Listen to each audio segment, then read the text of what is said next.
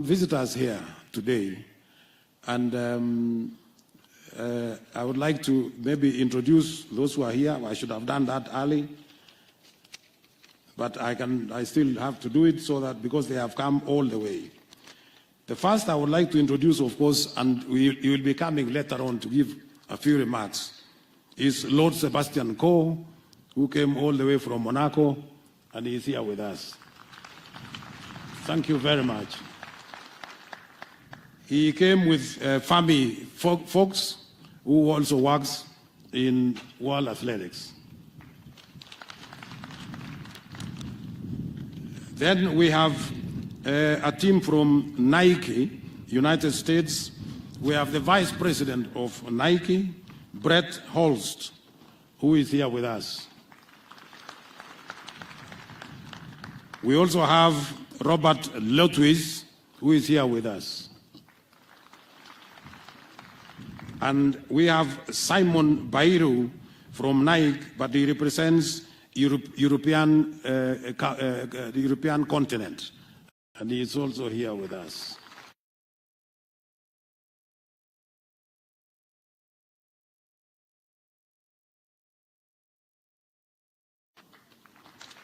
Karibu sana. We also have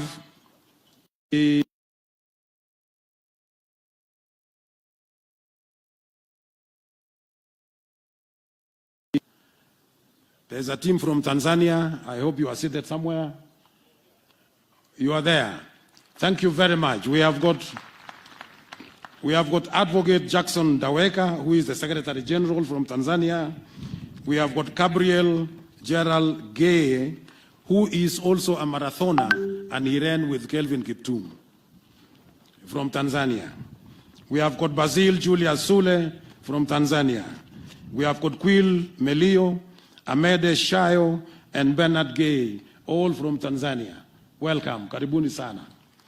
Tunashukuru. From Ethiopia, we have got the Vice President of the Federation called Kaseneon Abera Wandonjo. I hope you are here.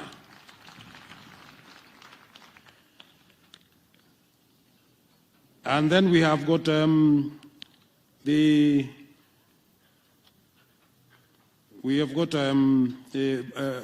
quite a number of others who are with us here. And allow me, Your Excellency, to call only three, to take only 2 minutes to make their remarks, and they leave here.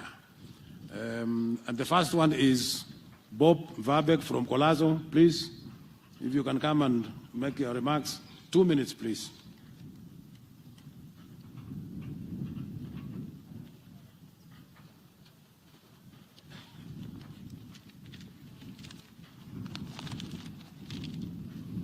A legend. That's what you are, dear Kiptum. A true running legend. Dear Kiptum, you were a kind, humble, and charismatic young man who left a great impression on anyone you met. You were ambitious, disciplined, and focused, with a huge dream of shattering world records. Your promise as an athlete was immense, and your athletic journey was so inspiring and full of hope. The Chicago Marathon, world's record-breaking performance, was just the beginning. And even breaking the 2-hour barrier was an intermediate step in your mindset. But your ambition was not limited to personal success. As your star started to shine brightly, you also wanted to light the lamp for others. Your passion and dedication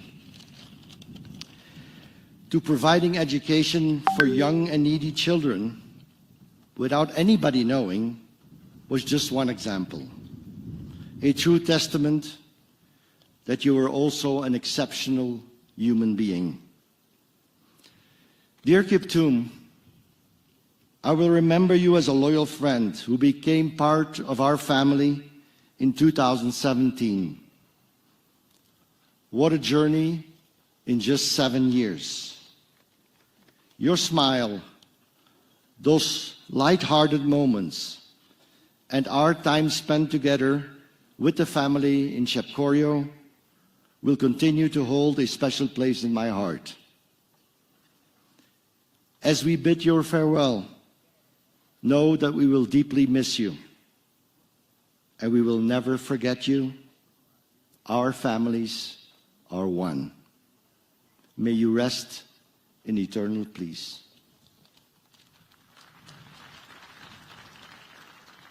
Thank you, Bob. May I now call upon Brett Holst, the Vice President of Nike, to come and give his brief remarks before we continue.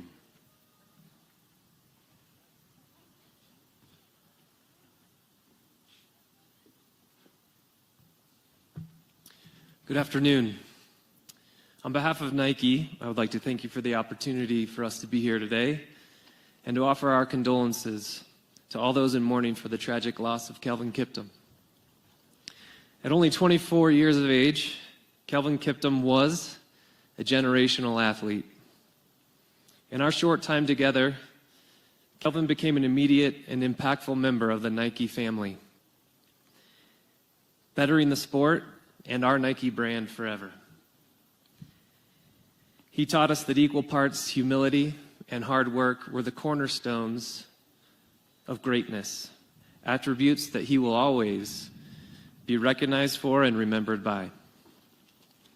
I'll never forget the chills he gave me as he crossed the finish line, setting the world record at the Chicago Marathon. And I quote, "I have still yet to feel pain in any marathon." To say Kelvin Kiptum was a special athlete would be an understatement. Today is a moment of both remembrance and celebrate, and yet we believe Kelvin would have his eyes set on the future, leading us from the front, which was his signature race tactic. And so there too our focus will remain. Nike will continue to support what we know mattered most to Kelvin, to his family, to the sport of running, to the community that is here today, and to the future generations of athletes who Kelvin's legacy will inspire every day. Once again, our condolences to the family, to the loved ones, the teammates, the friends, and every one of us here today who knew that when we were with Kelvin Kiptum, we were in the presence of greatness.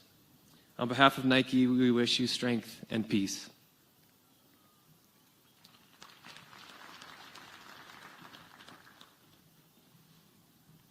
And finally, our good friend, our colleague from Monaco, the World Athletics President, Lord Sebastian Coe, to come and give his remarks. And that will end our program from Athletics Kenya. Thank you.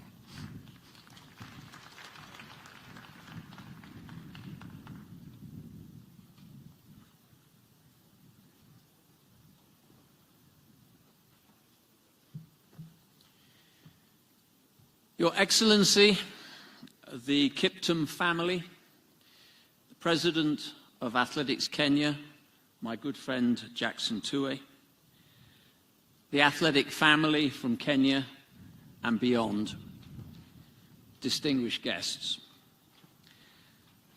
That a young life ends so soon and in such a devastating way is, and of itself, enough cause to grieve.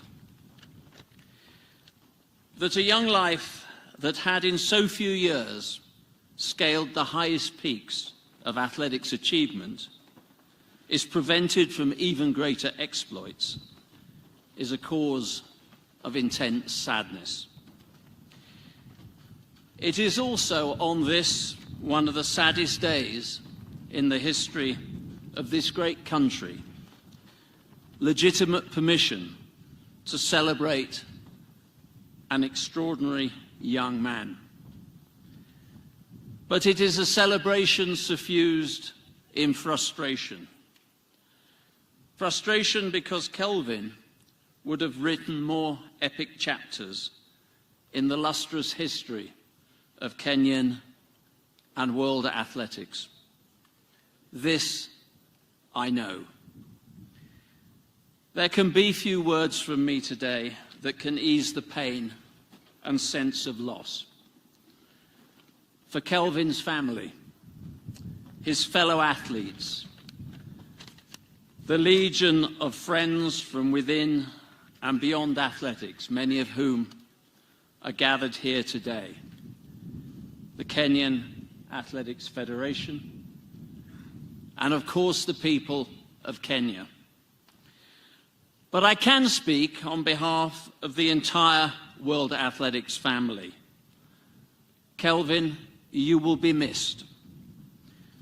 Our grief and sadness will take time to dissipate.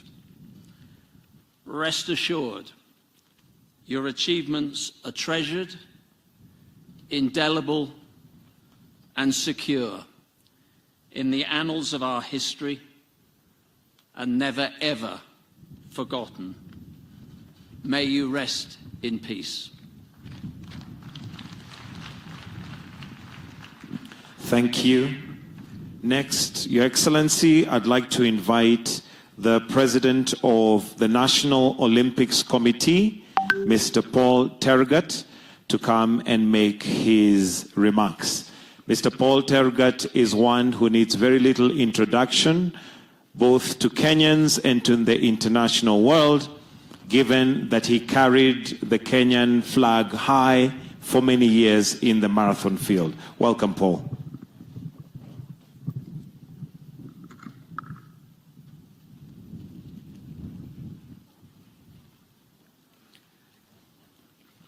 Thank you very much, Your Excellency, the President of the Republic of Kenya,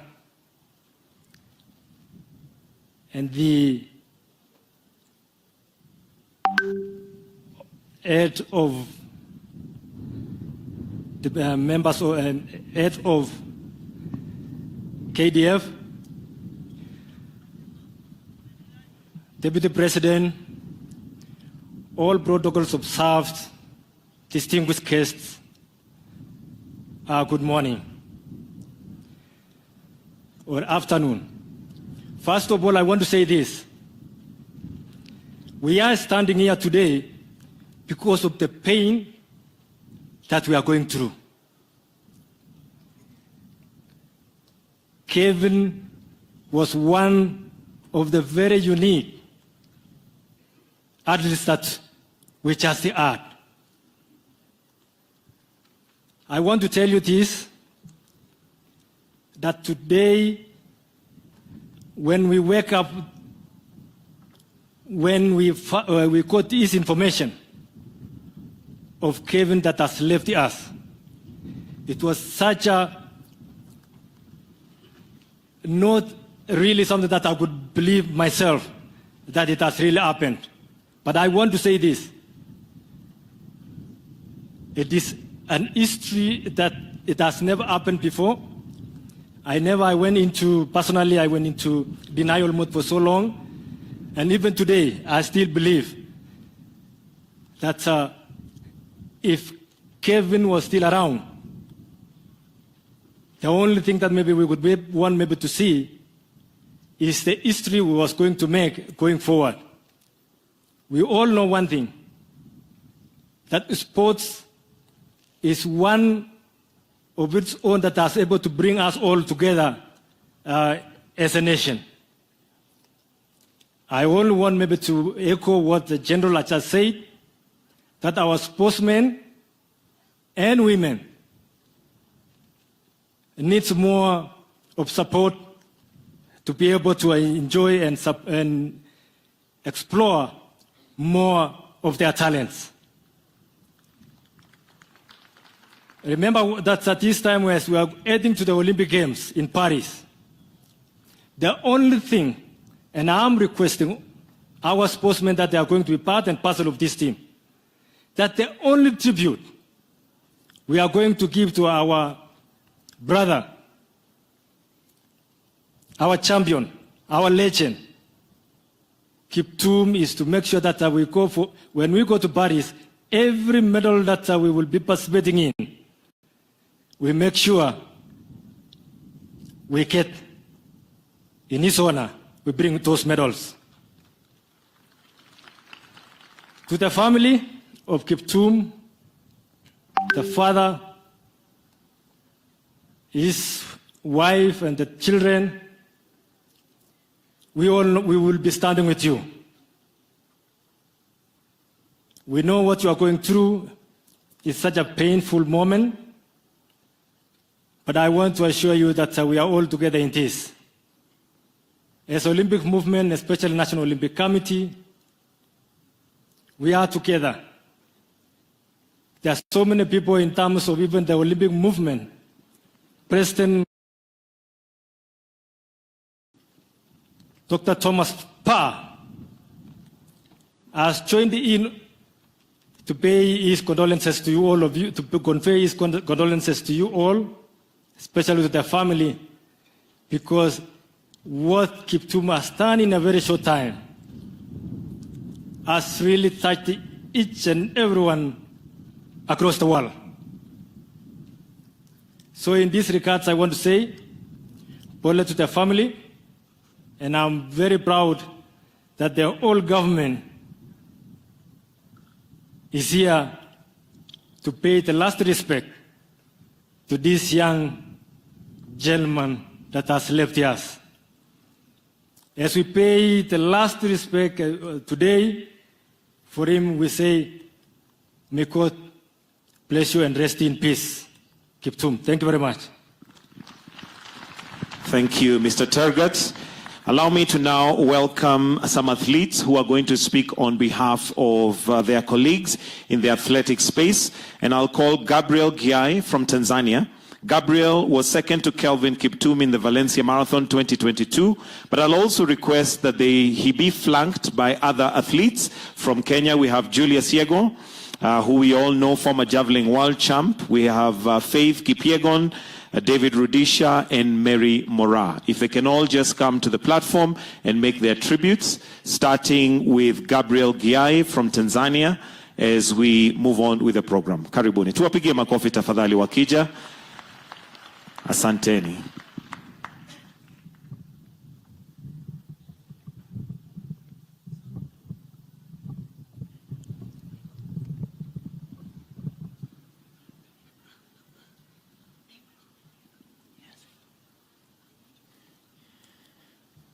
Rais wa Kenya William Ruto,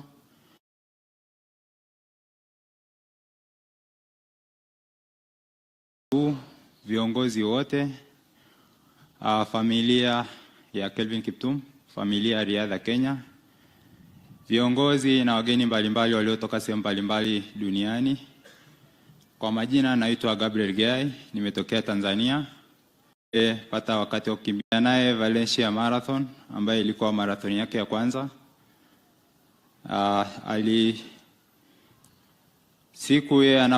Hiyo siku mimi nilikuwa mshindi wa pili kwenye Valencia Marathon, yeye akishinda. Nilipata wakati wa kuwa naye karibu sana, akawa rafiki yangu sana. Tumekuja hapa binafsi kutoa pole kwa familia hii na kwa niaba ya wanariadha wote Tanzania. Ni msiba mkubwa ambao umetusikitisha na umetupa wakati mgumu sisi kama familia ya wakimbiaji kutoka Tanzania, na tumekuja kuungana pamoja na wakimbiaji wa hapa Kenya, familia na wananchi wote. Niseme tu kwamba ni msiba wetu sote. Tuendelee kumwombea huko aliko, aendelee kupumzika kwa amani, na tunaendelea kutoa pole nyingi kwa familia. Waendelee kuwa na moyo wa subira kwa wakati huu mgumu waliokutana nao. Mungu awatangulie na tuendelee kushirikiana kwa pamoja. Asanteni sana.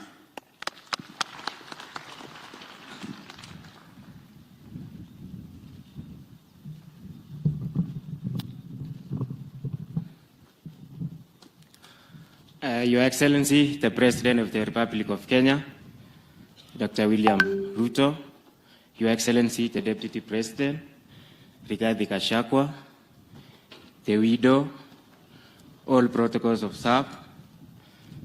First, thank you, Your Excellency, for this time to speak before you on behalf of the athletes and to pass a message of condolences to the family of Kelvin Kiptum. We say sorry. We were all affected, and we are still affected by the demise of Kelvin Kiptum. Your Excellency, we want to say thank you for the support you've shown us, you've shown this family, especially the construction of the new house. I was privileged yesterday to visit the place, and it is a beautiful house. Thank you, Mr. President. To all mourners, we knew Kiptum for a very short time, but within that period, he had done amazing. A world record holder who never even stayed or lived to enjoy his exploits. It's so sad. To Athletics Kenya, poleni sana, we are crying together. To Lord Sebastian Go, the World Athletics President, this must have been the difficult record for you because it was barely a week that you ratified that record and the holder is no longer with us. Pole sana, we say sorry to you, sir. Mr. President, on behalf of these athletes, they have told me, in respect to Kelvin Kiptum, in this area, because he has dreams of supporting all the talents in this place, there was no facility, and it was read by the family, that he used to walk barefoot just to go and train in Eldoret, where he could get a place to train, because we don't have a place here. And for his honor, please, Mr. President, we request that you start a project here, a training facility to honor him and name after him. Mr. President, these athletes are requesting just a little recognition and support. The place where we are in is a place of champions, but we do not have a training facility at all. Across the North Rift, the 3 counties calling themselves in pride of our athletes, unfortunately there is no training facility that can be used by our athletes. I want to urge the 3 governors, please unite your minds. You can even start by having one facility for these athletes to train in. That is very little to ask. Again, Mr. President, for these world record holders, please, we request to be given even security. The loss we have encountered in Kiptum is huge. It's so huge to the country and the world. But if he had security at that time, or a driver, we don't know the life of someone, but maybe we could have saved him. We have not many world record holders in this country, but let's support them to keep them that security and a driver. It doesn't cost much for our country because the pride that the athletes bring to this country is much bigger. For those few remarks, Mr. President, thank you.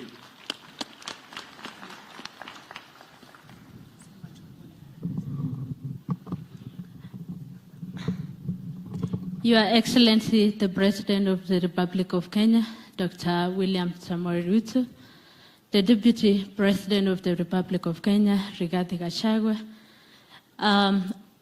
all protocol observed, all mourners, good afternoon. I don't have much to say. For those who doesn't know me, I'm Faith Kipyegon. Diego, I've said it all. Mine is just to say, rest in peace, Kiptum. Till we meet again, we will miss you. Bye-bye. Thank you. Thank you. Let's give them a hand as they're exiting. And just to recognize a legend, a father, and a mentor in the athletics world that we have in our midst, Kipchoge Keino, wherever you are, if you can just stand up so that we can appreciate you. Kipchoge Keino, mahali ulipo tafadhali, kama unaweza simama tu, yuko pale. This is somebody who has been in the marathon world for a long, long time. Just to recognize you. Okay, he wants to speak. Maybe we can just give him a minute, just very briefly. Okay. Oh, we shall proceed. Let's proceed. This to move to the leaders. And allow me to now invite the area member of parliament, Honorable Gideon Kimayo, who will recognize the leaders who are present, and then also call on the governor after you've finished recognizing. Tumpigie makofi. Excellency the President, Your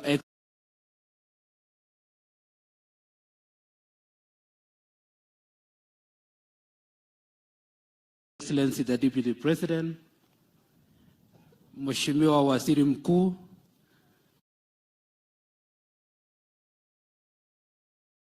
viongozi in Kenya. Kwa majina mimi naitwa Gideon Kimayo, mbunge wa sehemu hii Keyo South constituency. Your Excellency, kwanza kabisa tusema asante kwa kupata nafasi ya kusana sisi. Ya pili pia tusema asante kwa kusimama na familia ya mwendasake Kiptum. Asante kwa ile nyumba mmemchengea. Asante pia kwa ile nyumba mmechengea wasasi, na pia asante kwa kusimamia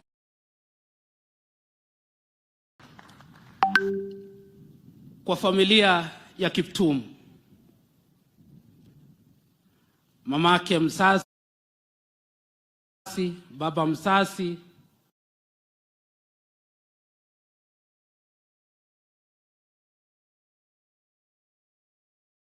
nasema kwa kupoteza ndugu. Kwa niaba yangu na familia yangu na kwa niaba ya wakaachi wote wa Keyo South constituency tunasema tulijuana vizuri.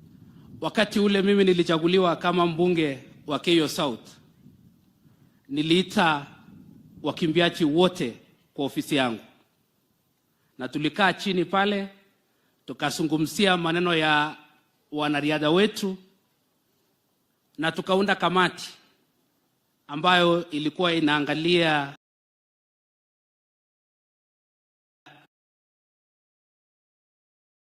maneno ya wanariadha.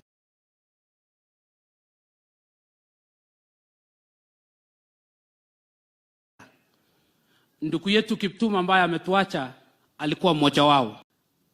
Au wanariadha ambao wamekaa hapa walinituma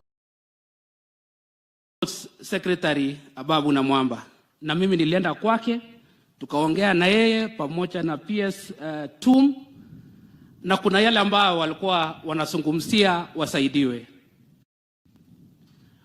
Mwezi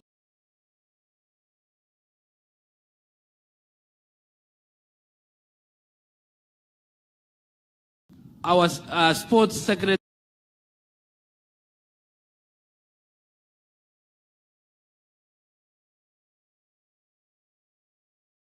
Ababu was supposed to be in our county. Alikuwa amepanga akuja zungumza hapa Keyo South.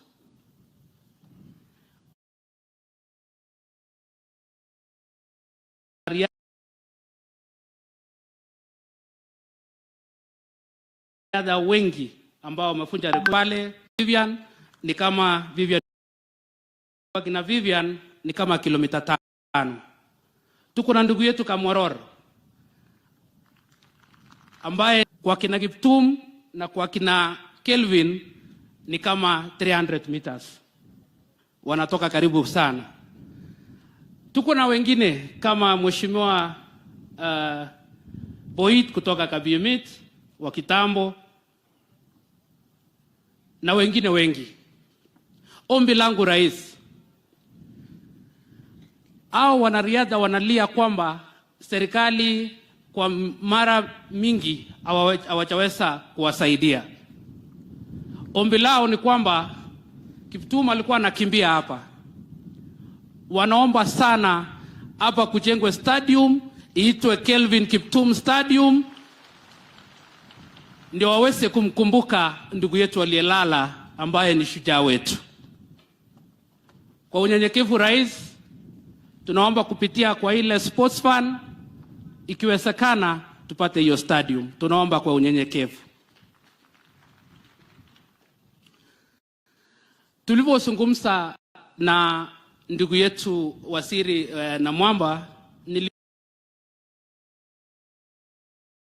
nilimwambia wengi hao wanaokimbia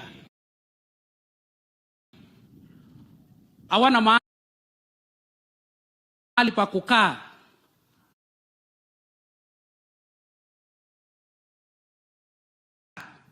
Na nikaambia pia Rais, nikamwambia waziri ikiwezekana tunapoangalia maneno ya TVET tukue pia na TVET ambayo wale wamemaliza form 4 wanaweza kukaa hapo na kutrain sasa ile wengine wanasoma. Mheshimiwa Rais, tunapoomboleza ndugu yetu ambaye ametuacha, familia hii ya ndugu yetu Kiptum walikuwa maanza kuangalia familia yao ikibadilika, kwa sababu walikuwa wanajua Kiptum ndio sasa amekuwa star kwao.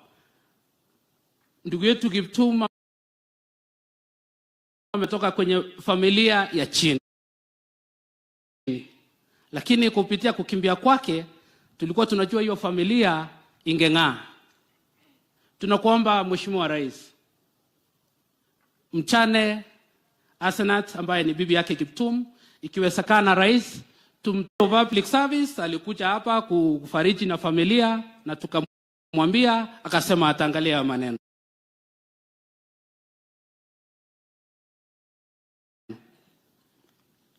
Pia Rais, kwa hiyo familia ndio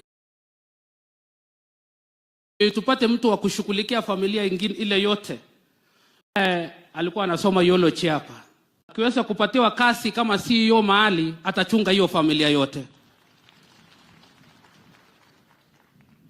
La mwisho Rais, Mheshimiwa Rais,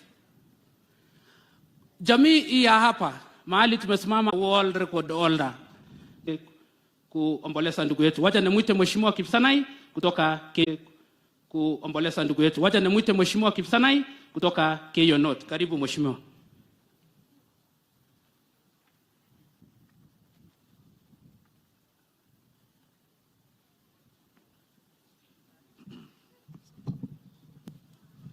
Asante sana. Mheshimiwa Rais wa Jamhuri ya Kenya, Mheshimiwa Naibu wa Rais na viongozi wote na waombolezaji. Mimi vile vile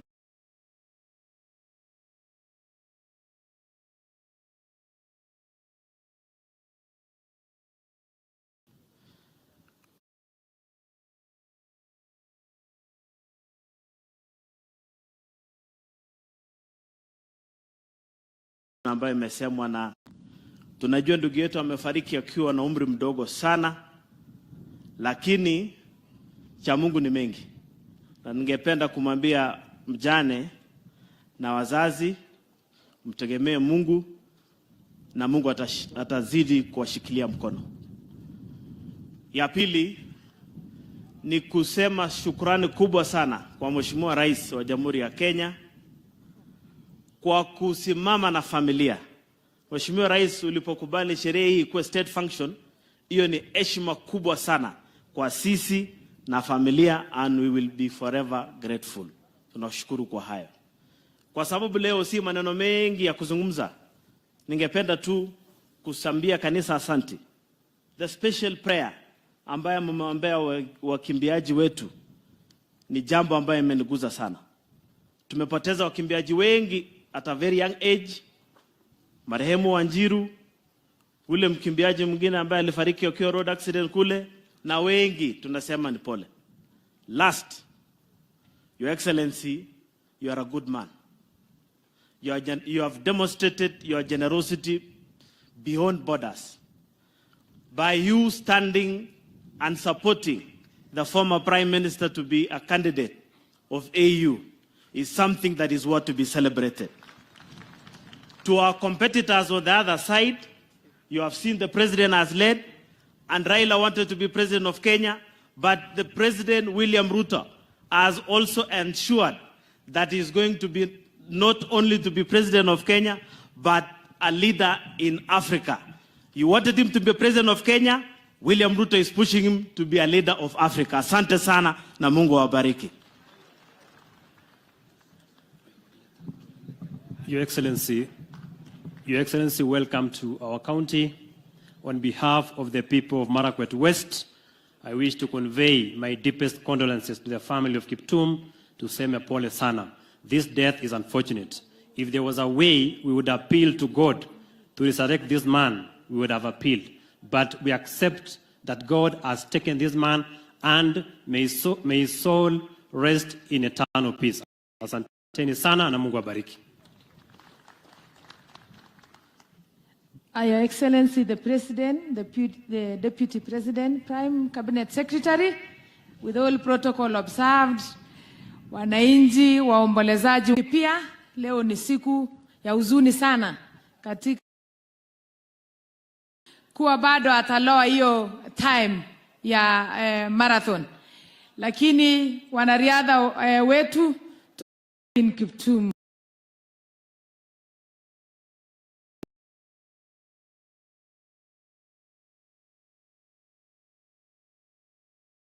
dogo wako na shida mingi sana.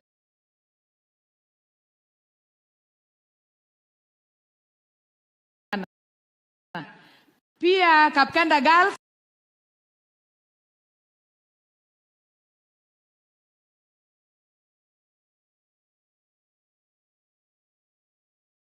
hao wapate kitu kidogo waona hapa. Ni ambaye unaangalia chini, usiri wote, wanariadha wote kutoka Nandi, kutoka Wazingishu na sehemu zingine wana train Elgeyo Marakwet County. Hatuna uwanja hata mmoja Elgeyo Marakwet County ambaye ina accommodate hawa vizuri. Hatutaki hata ijengwe ikuwe kubwa sana.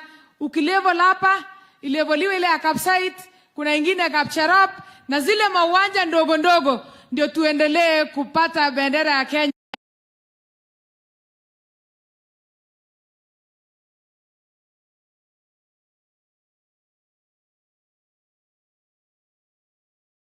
Sana kimataifa, Mheshimiwa Rais.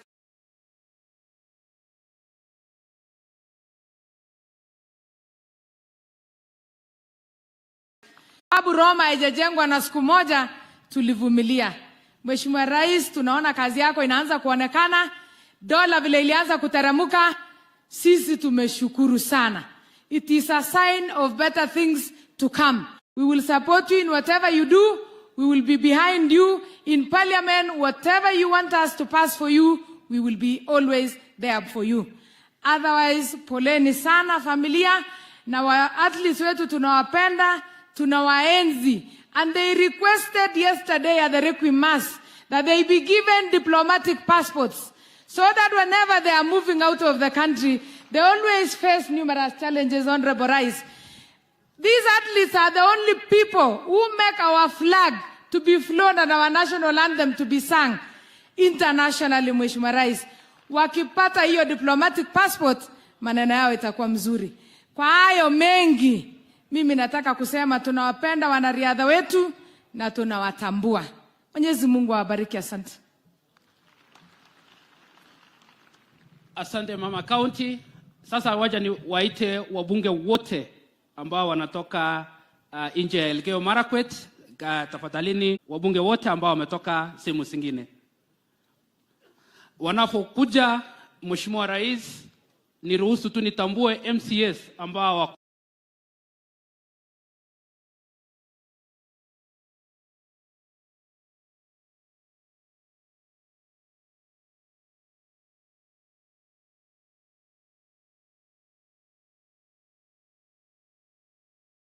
tafadhali tusimame.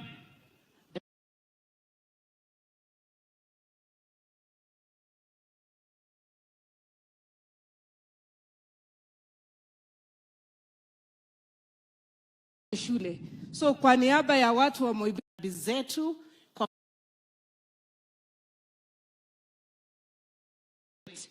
ukweli ni kwamba kifo cha kijana kama Kiptum ambaye alikuwa shujaa katika athletics na marathon kinahuzunisha sana, lakini tunawaombea. We are thinking about you. We are praying for grace to avail.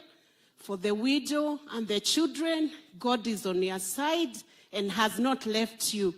May the rich legacy of this great general live on. And to the athletes, don't give up. God is on your side and will grant you the grace. Keep on the race because God is on your side. God bless you. Thank you. Your Excellency the President, all protocol observed, the family of Kiptum, Kapchepkiyen, Apchepkongen Tuguli. I am a village actually from here. Your Excellency, that was my nursery school. I was born here, Margaret Kamar. Pole, Apchepkongen. Pole, sana.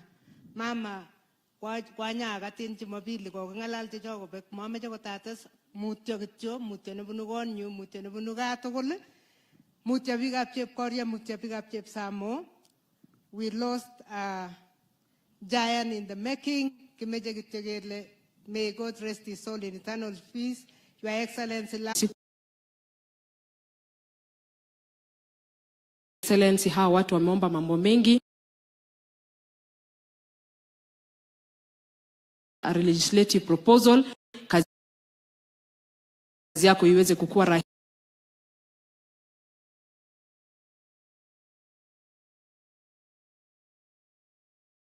For demonstrating the housing project is workable and it's actually done. May the good Lord bless you.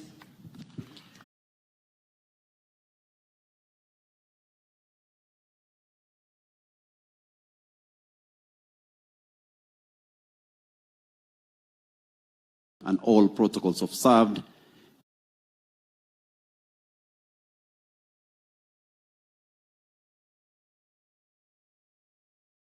Polly, the family of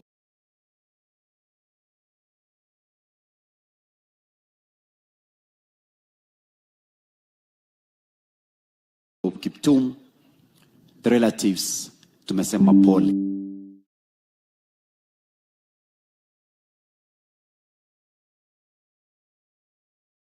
These are the people well catered for and well taken care for, and there are so many legislation to make sure that we do not in future come here and we find our athletes lamenting. We want you to live comfortably, and we will do it because this administration, William Ruto's administration, in its manifesto, has made it sure that we are going to do that. We will support you, and Paul is our brother.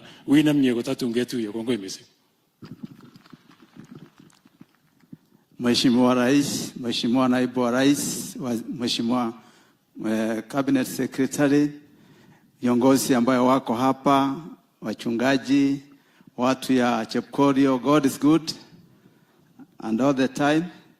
Yangu yatakuwa machache. Yangu ni kukuja kuleta pole zangu na familia yangu kwa familia hii. Huyu mzee mimi namjua, nilikuwa nanunua ng'ombe naye hapa Chepkorio, kwa sababu mimi ni mwenyeji hapa, ni next hapa wa county hii. Mimi nasema yale yote yamesemwa na viongozi wetu. Hawa vijana ambao wanafanyia si kazi ya kukimbia upande wa ng'ambo, wanatuletea vitu mingi sana, majina makubwa, pesa za kigeni. Naibu Mheshimiwa Rais, yale yote yamesemwa hapa tukiwa wabunge, ya kusaidia hawa wawe na security ya kutosha, sababu huyu kijana pengine hata isipokuwa ni maneno ya Mwenyezi Mungu, kama angekuwa na mtu ya kumwangalia mzuri, pengine haya yangetokea. Lakini naibu unafanya ndiye ambaye ya kusema watu watoe ushuru. Nimeona viongozi wengine hapa bila siasa wanasema tunataka hii, tunataka kusaidia watu wa Kenya au kubadilisha nchi hii, watu moja na hii familia. Asanteni sana. Asante sana wanaina. Mheshimiwa Rais wa mchanga sana. Mimi Rais, nataka nikushukuru sana. Hawa wakimbiaji walikuwa wanakimbia na hakuna mtu alikuwa anatambua. Lakini siku hizi at least wakikimbia wanatambulika. Wanakuja kwa State House, unawakaribisha, na inaonekana ni heshima, na pia inaonekana kwa dunia mzima tunawaheshimu. Lakini Rais, nataka ufako, nataka uchukue nafasi, uketi na wao.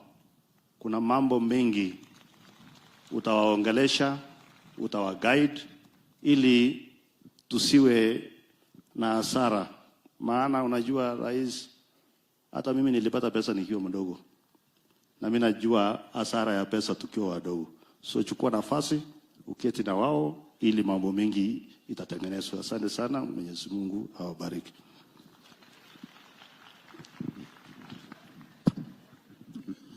Jamhuri ya Kenya, William Kitar.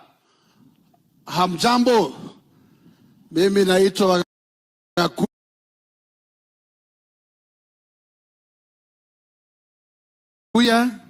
Gakuya ni mbunge kutoka Nairobi.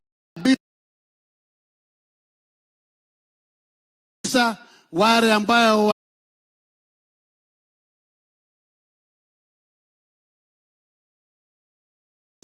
sisi itafunguliwa hivi karibuni. Tunasema asante. Hayo na ile mengine yote pamoja na mbolea, Your Excellency Senator wetu Kisang, alafu ataita Your Excellency, the President of the Republic of Kenya, the Deputy President, and all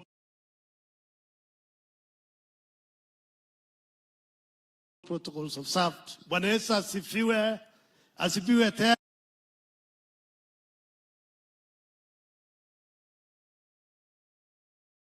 Kwa kifo cha kijana wetu mdogo, our champion,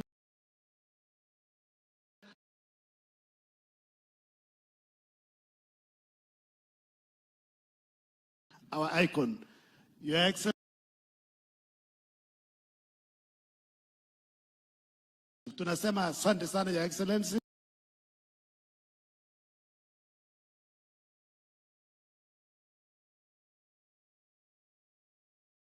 Niendelee, tunasema Your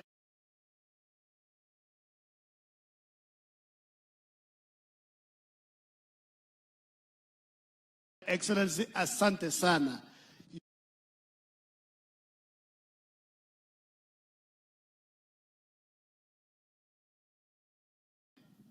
Tumeomba hapa na tumeomba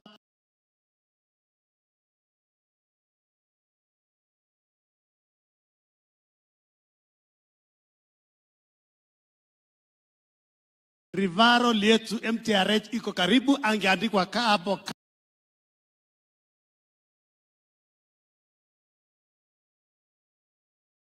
Your Excellency, athletes hawa ndio wanapeleka bendera yetu ya Kenya dunia yote. Hiyo mambo ya diplomatic passport, hiyo tunaomba Your Excellency. Ya mwisho kabla Cherargei aongee, Your Excellency, jana tumekuwa Kapkenda Girls na Uwezo Stadium ya pili, shule ya Kapkenda Girls tujengea multi-story building in honor of Kelvin Kiptum, kwa sababu hapo ni nyumbani pamoja na Jepsamo. 1 minute. Bwana asifiwe. Your Excellency the President, all protocol established. The clergy, ndugu na bibi na baba wa ndugu yetu, the hero legend Kelvin Kiptum. Kwa niaba yangu, on behalf of my family, the great people of Nandi, ni kusema pole. Ya pili ya rais na ya mwisho. Many people don't know that since you came in, you have done a lot of reforms. Na mimi nimekubaliana na Athletics Kenya, anapatiwa 3 million. Ula anashinda silver, 2 million. Ula anakuwa number 3, anapewa 1 million. Na ule world record player kama breaker kama huyu ndugu yetu, anapewa 5 million na nyumba. So Your Excellency, what we need to do is to ensure ya kwamba we ring fence the sports fund so that it continues to cater for our people, Your Excellency. Ya mwisho, Your Excellency, vile wamesema, nataka ni kurequest si athletes peke yao. Pia uongeze other sports federation, waketi na wewe kama ni football, kama ni... Nataka niombe kwa heshima. Najua tuko na mambo kidogo ya doping. Saa ile wanafanya kazi ya doping na kuja kuangalia hawa, waheshimiwe, wafanyiwe in a professional way, Your Excellency. So we support you and we wish you well, Your Excellency. Nataka niulize Sports Federation ikiongozwa na Athletics Kenya. As you demand for us to support you, you must run athletics and other federation in a professional, transparent, accountable in any given instance so that we go into the future. Arabi gabka poleni sana, kaleboror yebagimul yagoba, kumasa tutungirwa tu situnyige mwabetu asanteni sana, Mungu awabariki.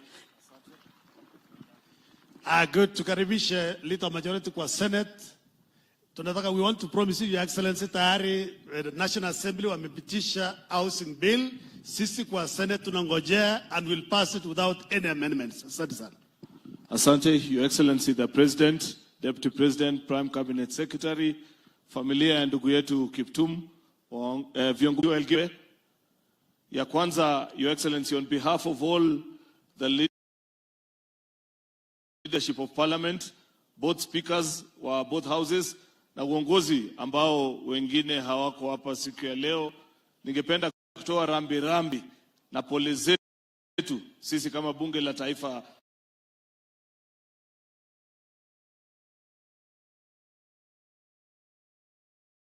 la Kenya kwa familia ya mwenda zake Kelvin Kiptum. Ndugu zetu wale wa National Assembly wamemalizia ile sheria ya Gaming Control Bill na wameituma kwetu katika Senate. Ningependa tu kutoa hakikisho hapa mbele ya hawa wanariadha kwa a big chunk of the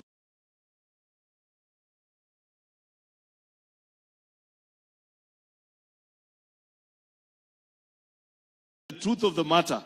Ukiangalia hawa vijana wengi ambao walisimama hapa, Your Excellency, ni kutoa tu hakikisho. Niliosikia General Tuwei amesema kwamba wako na legislative proposal ambayo wangependa kutupatia sisi kama bunge kwamba wakati watakuwa tayari tutawasikiza federation, na pia siku hiyo nitahakikisha tumeita hawa wanariadha wenyewe, the athletes who participate, and they can share with us the challenges and how they want us to do that law for them. Ningependa kutoa hiyo hakikisho kwa siku ya leo because I know they have not done their... I want to plead and request the leadership of Athletics Kenya and all those people who wako kotini in honor of Kelvin Kiptum and all athletes that suffer because of challenges in our federation. Hii mwaka isiishe kabla hatujafanya uchaguzi ya Athletics Kenya. Kubalianeni mtoe kesi kotini, wanariadha wachague wale wanataka, kazi yao iendelee. Kwa haya mengi na machache, wacha nimwalike sasa Governor wa Elgeyo Marakwet aweze kuendelea kutoka hapa. Asanteni na Mwenyezi Mungu awabariki. Asante sana Majority Leader wetu. Your Excellency, the President of the Republic of Kenya, na mtoto wa nyumbani pia. Your Excellency, the Deputy President, Rigi G, mawaziri wetu ambao wako hapa, viongozi, magavana wenzangu, wabunge wakiongozwa na mbunge wa hapa, MCS wetu, all federations, wakimbiaji hapa, na wananchi wote ambao wamekuja hapa kuomboleza ndugu yetu Kelvin. Ningependa kuwasalimu nyote katika jina la Yesu. Amjambo. Bwana asifiwe. Mimi sitachukua muda mrefu, Your Excellency. Nataka nichukue fursa hii kwa niaba ya wakaaji wote wa Elgeyo Marakwet County kutoa rambirambi zetu kwa familia ya Kelvin, kwa mzee, mama na bibi yake na watoto. Pia Your Excellency, tunatoa rambirambi zetu kwa county nzima, kwako na serikali yako kuu, kwamba hata wewe pia tunaambiwa kwamba wakati ulisikia ulipata mshtuko sana, Your Excellency, kuliko sisi wote. Tunasema pole sana, na tunasema pia shukrani zetu zote kwako Your Excellency, kwa sababu siku ya leo tumetambulika na wakimbiaji wetu wametambulika kuwa na rais ambaye anakuja kwa mazishi ya mkimbiaji hapa.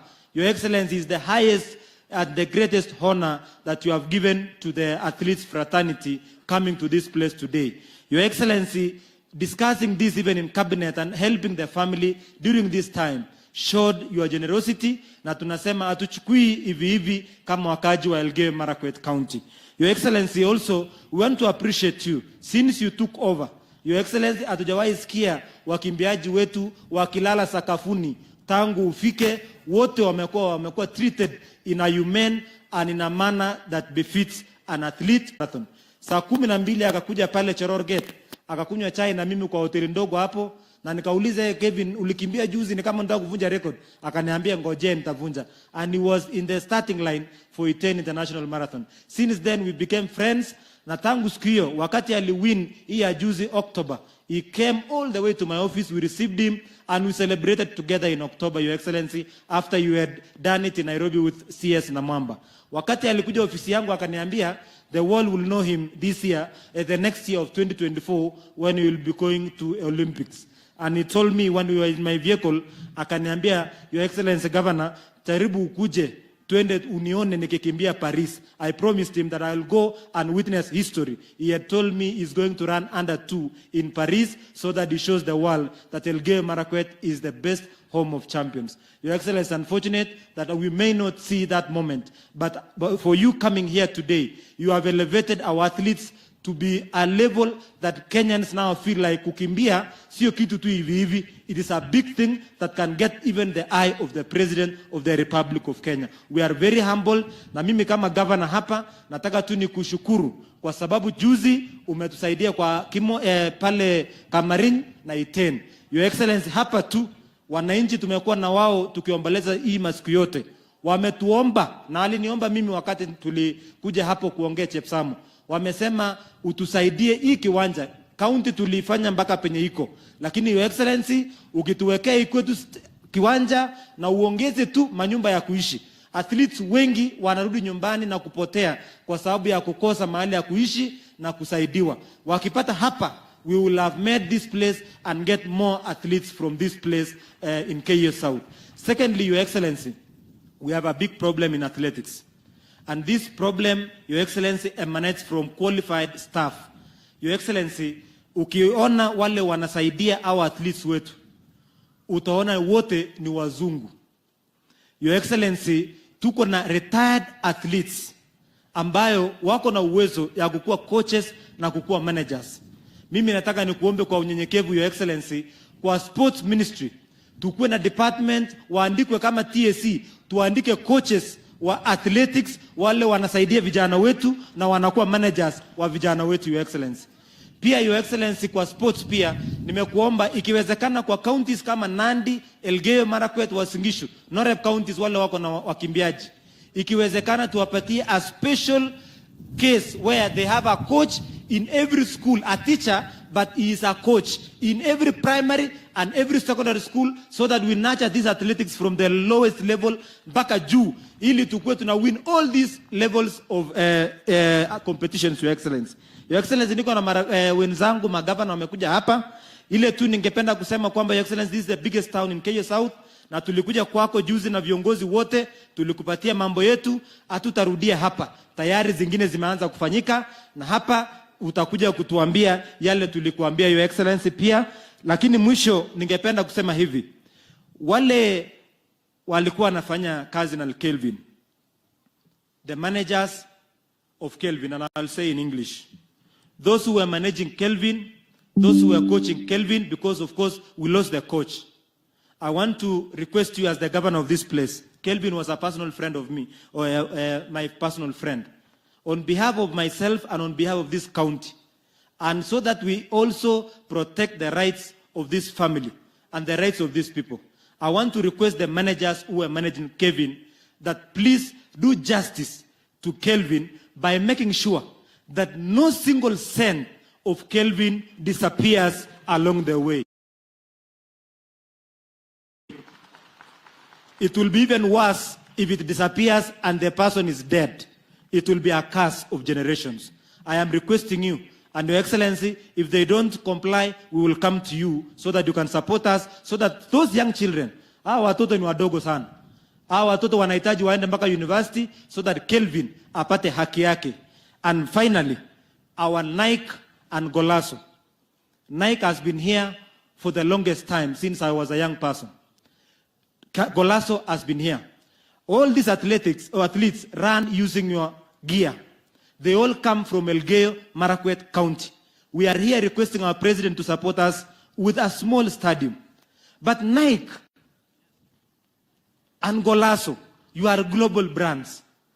Kelvin runs and wins. Kipchoge runs and wins. How selfish can we be and leave the whole area like this without a single stadium written Nike, and these people are running with you? We are requesting you today in front of our president, if possible, do something in this county of Elgeyo Marakwet so that we remember you, and we will wear Nike in every day, everywhere across the world. Kwa hayo mengi, I want to take this opportunity, Your Excellency, to call my colleague governors wakuje hapa. Na wakati wanakuja, Your Excellency, niko na mkubwa yangu wa zamani, Governor Tolgos, nataka asimame a wave to the crowd.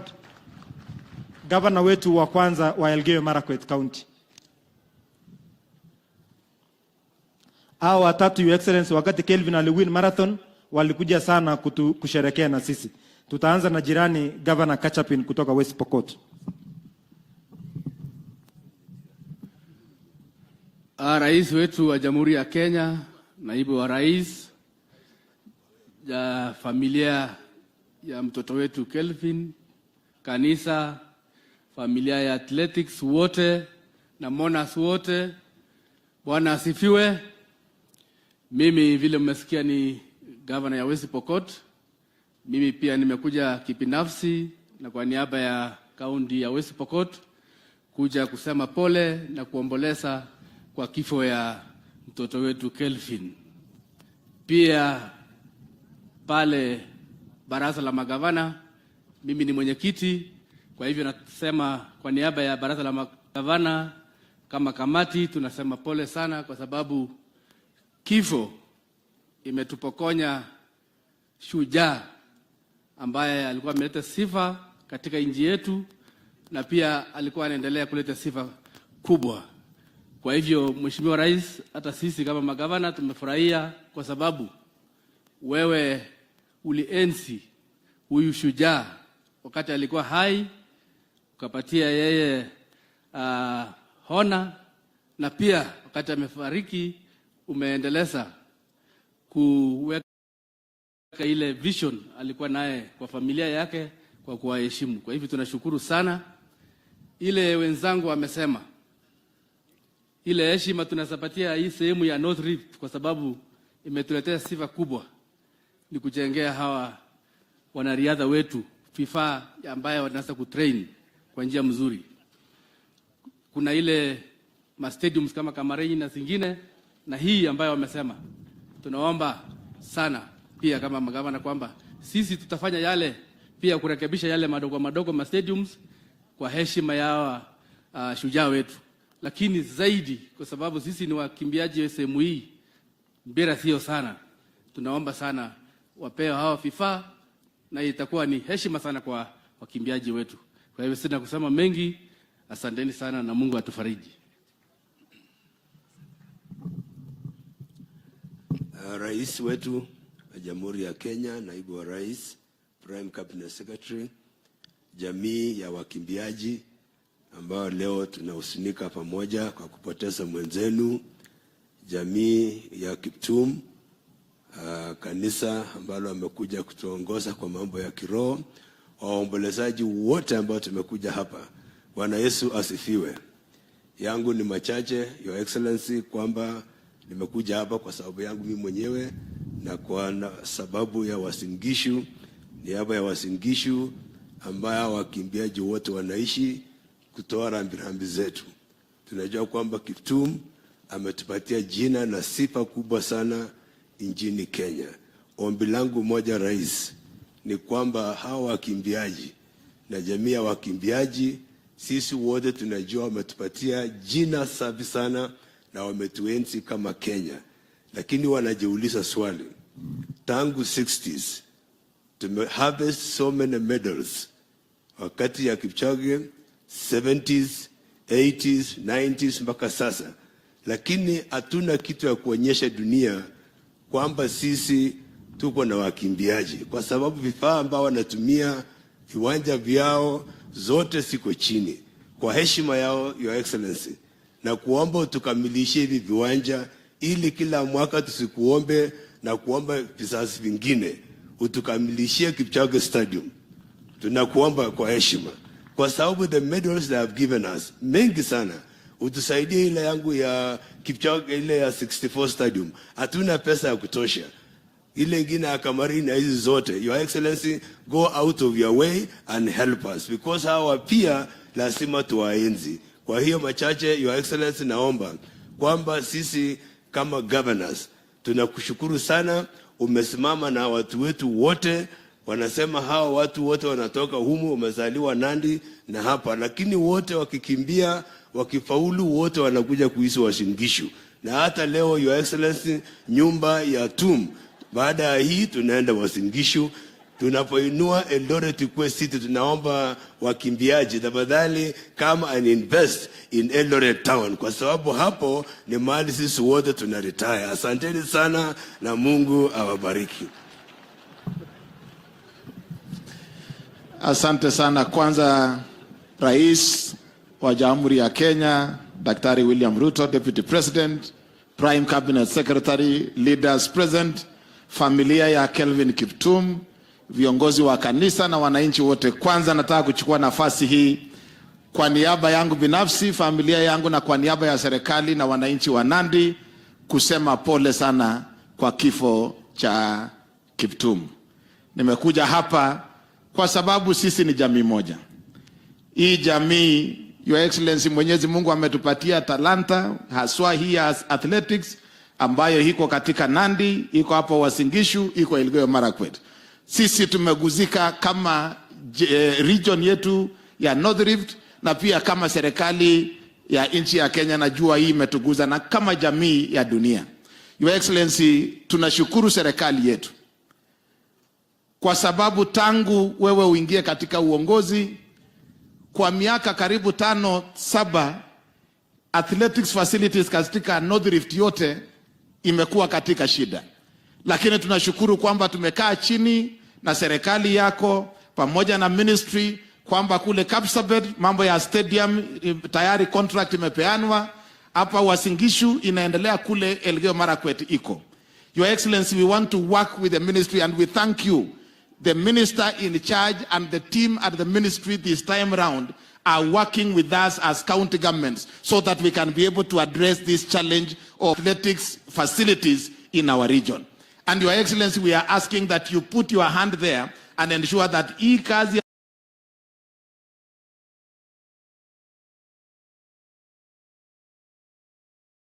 imeanzishwa iweze kukamilika. We also thank you kwa sababu ya ile program umefanya ya kureform the reward system in Nairobi ambayo serikali imempatia. We want to say, Your Excellency, hii kazi ya athletics kama imesemwa, it is an enterprise or it is a talent that can only be exploited within limited time, maybe 10 years, 15 years. And since we already know that reality, Your Excellency, we are asking that there be an investment plan ya kusaidia our athletes so that eventually as they retire honorably. And we should be able to do that through legislation, but also through policies ya serikali. Ya mwisho, Your Excellency, mimi has not leave anybody behind. Na hawa ambao ni athletes wetu wasaidiwe. And as I conclude, Your Excellency, the threat to athletics in Kenya today is this challenge of doping. And I want to make it clear, Your Excellency, part of the reason why we have not won the war against doping is because the program and the fight against doping is skewed against athletes, leaving out the other stakeholders. Your Excellency, how do you punish an athlete by banning them for 4 years or 8 years, while those who may have participated in the process of introducing them to that mess are allowed to walk free and they will be available to defile and mess up the lives of other athletes? We must rethink the fight against doping in this country and ensure that every person who participates in the process is actually fined, so that we do not have a situation where our athletes are introduced to doping in a manner that messes up their lives as we move into the future. Nataka kusema asanteni sana, poleni familia, tuko pamoja na nyinyi. Asante, Mungu awabariki. Ili nikimaliza, all deputy governors na staff wa counties wote walisaidiana kwa mambo ya Kiptum send off. Tafadhali deputy governor kutoka Nandi, deputy governor Elgeyo Marakwet, CCs, everyone wa county tumsimame tu pamoja. Wale walifanya kazi, speaker West Pokot, wale wote walisaidiana. Your Excellency, mwisho ni kwamba nimepewa kazi ya kwamba tuangalie mambo ya mjane, lakini Your Excellency, unajua mimi ni kijana yako ya mkono, niko chini yako. Wengine wanasema serikali kuu. Your Excellency, wewe ndio unapeana signal kwa hii maneno yote kwa hii Kenya mzima. Utatupanga sisi ndio tutafuata tu ile wewe umesema, ni ile sisi tunafuata, Your Excellency. Finally, to the Athletics Kenya, World Athletics Federation, is that we want to tell the world that Kiptum is not the last athlete to come from this area. Our young children, the young children of Kiptum, will be the ones also to break the record. But there are only two things. You've seen Governor Kutimoja saying, kila mtu ataenda Wasingishu. Governor, I want to rectify and say, there are only two things in this world now. If you really need to win anything across the world in terms of athletics, there are only two things. You are either born in Elgeyo Marakwet or you train in Elgeyo Marakwet. Don't have that, forget about winning. Thank you very much. Nachukua muda hii sasa kukaribisha waziri kijana wa nyumbani, Waziri Kipchumba Murkomen. Na Your Excellency, tunashukuru sana kwa kupeleka mtu mwenye ana title deed mpaka sasa anasimamia barabara yote Kenya mzima. Your Excellency, that was a great honor to Elgeyo Marakwet. Karibu sana waziri. Wesley wacha fitina. Your Excellency, the President, the Deputy President, the family of our brother Kelvin Kiptum, and all the distinguished mourners who are here, good afternoon. Your Excellency, I'll be very brief. And before I make a few remarks, let me first introduce my colleagues who are here. We have various government officials. Let me start with Honorable Florence Bore. She's the CS in charge of Labor and Social Services. We have also PSS who are here.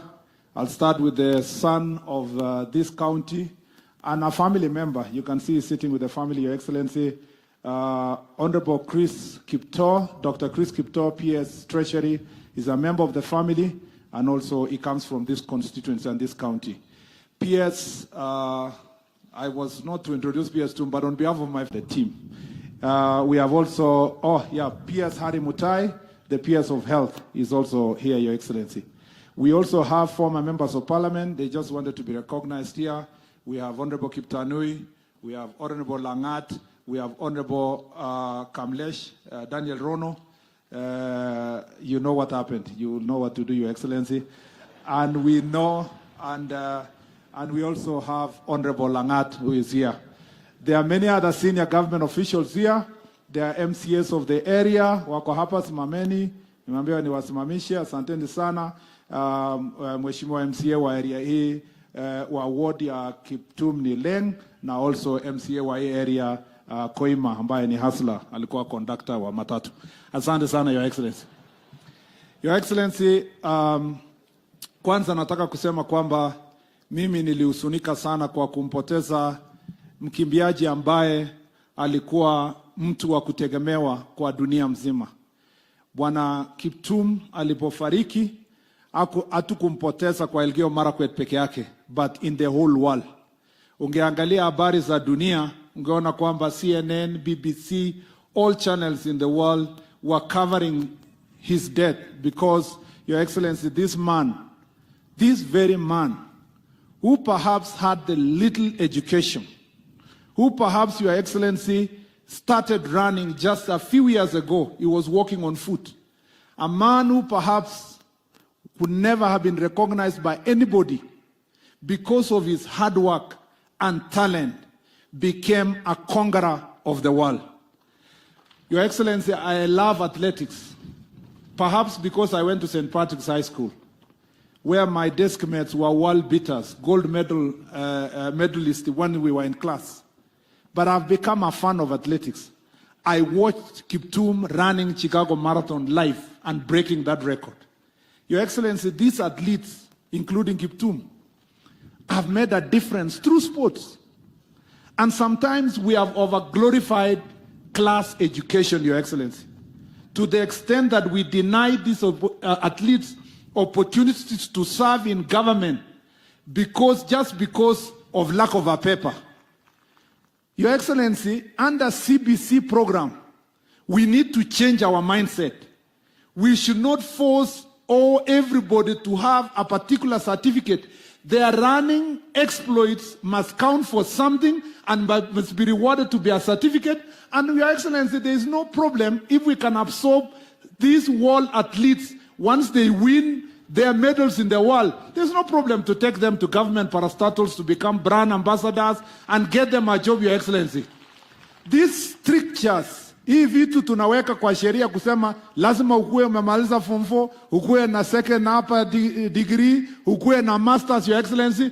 Under CPC program, I want you to request you, we find a way of accommodating everybody who breaks a world record, becomes mandatory in our government to absorb them in some place in government to serve, to become brand ambassadors of these institutions, Your Excellency.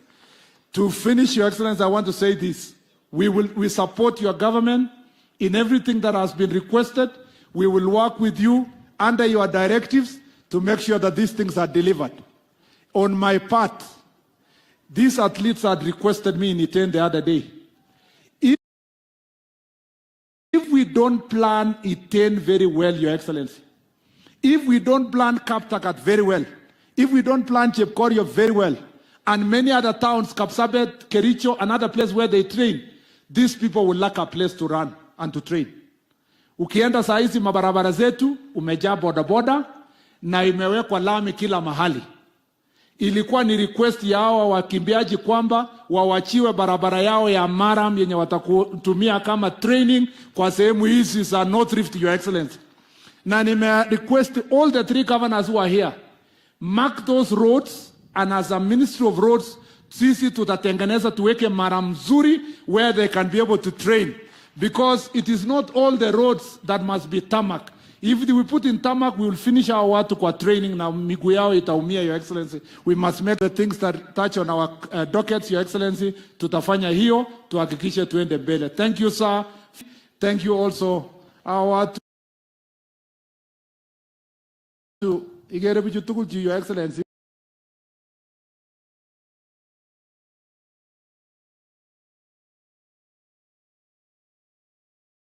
Angeten popu toko ya guchi bichu korio ni akorone tukul ni.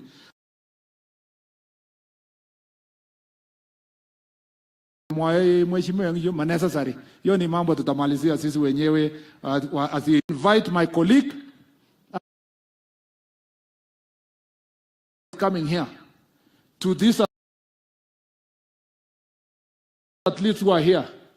You got a cabinet secretary who loves his job and loves you people. I have no committed minister to his job and to the athletes. And I want to say, if you continue like that, Mheshimiwa Namwamba, tukishikiliana pamoja, wewe utabadilisha sports kwa dunia yetu. Karibu ndugu yangu sana na Mungu awabariki.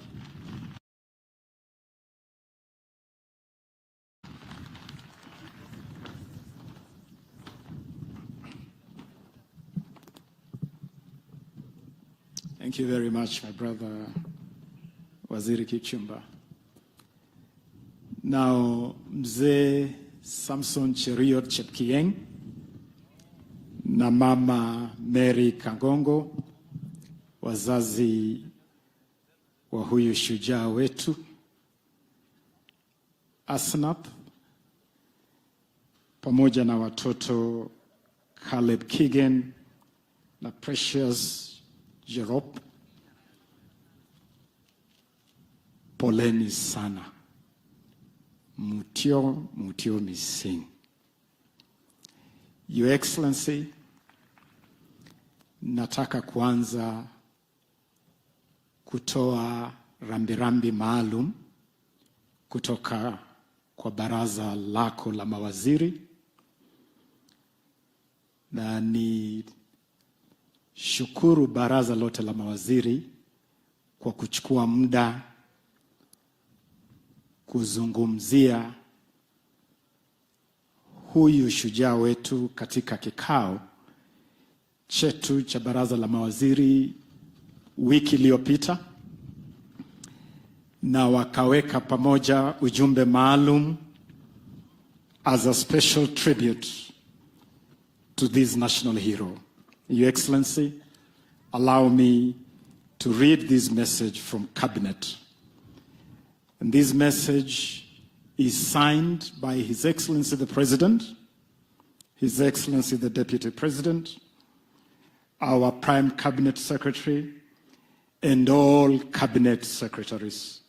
And this is their message. Since Monday, 12th February 2024, when we received the dreadful news of the passing of Kelvin Kiptum, alongside his coach, Javier Hakizimana, on the night of Sunday, 11th February, Kenya, and indeed the rest of the world, has been gripped by overwhelming sadness at the tragic loss of a Kenyan and global icon.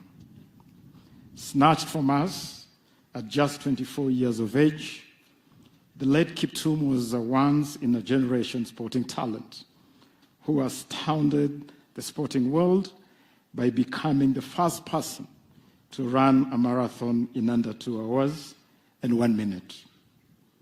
This historic achievement and his many other record-shattering feats in his short career earned him accolades both at home and abroad, which included his much-deserved conferment with a national honor and award, the Order of the Grand Warrior, or GW.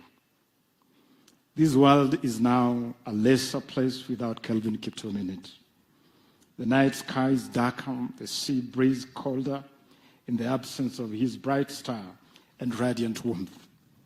His accomplishments inspired millions to continuously push themselves to greater heights of excellence, whether in sports or in other aspects of life. His easygoing personality, humility, and eagerness to assist and mentor others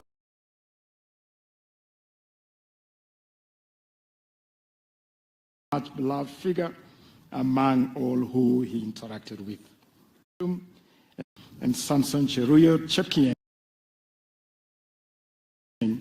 as well as the larger family, on behalf of our mourning nation, we extend our heartfelt condolences for your tragic loss.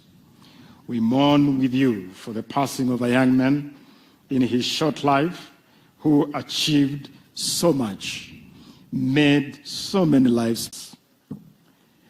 What really can we say to make it well to a young wife and children who have lost their pill of joy and strength at such a tender age? What words are enough to pacify parents who had just started watching their young son reap the fruits of hard work and determination? How much condolence is sufficient to console a family bereft of their beacon of hope and direction?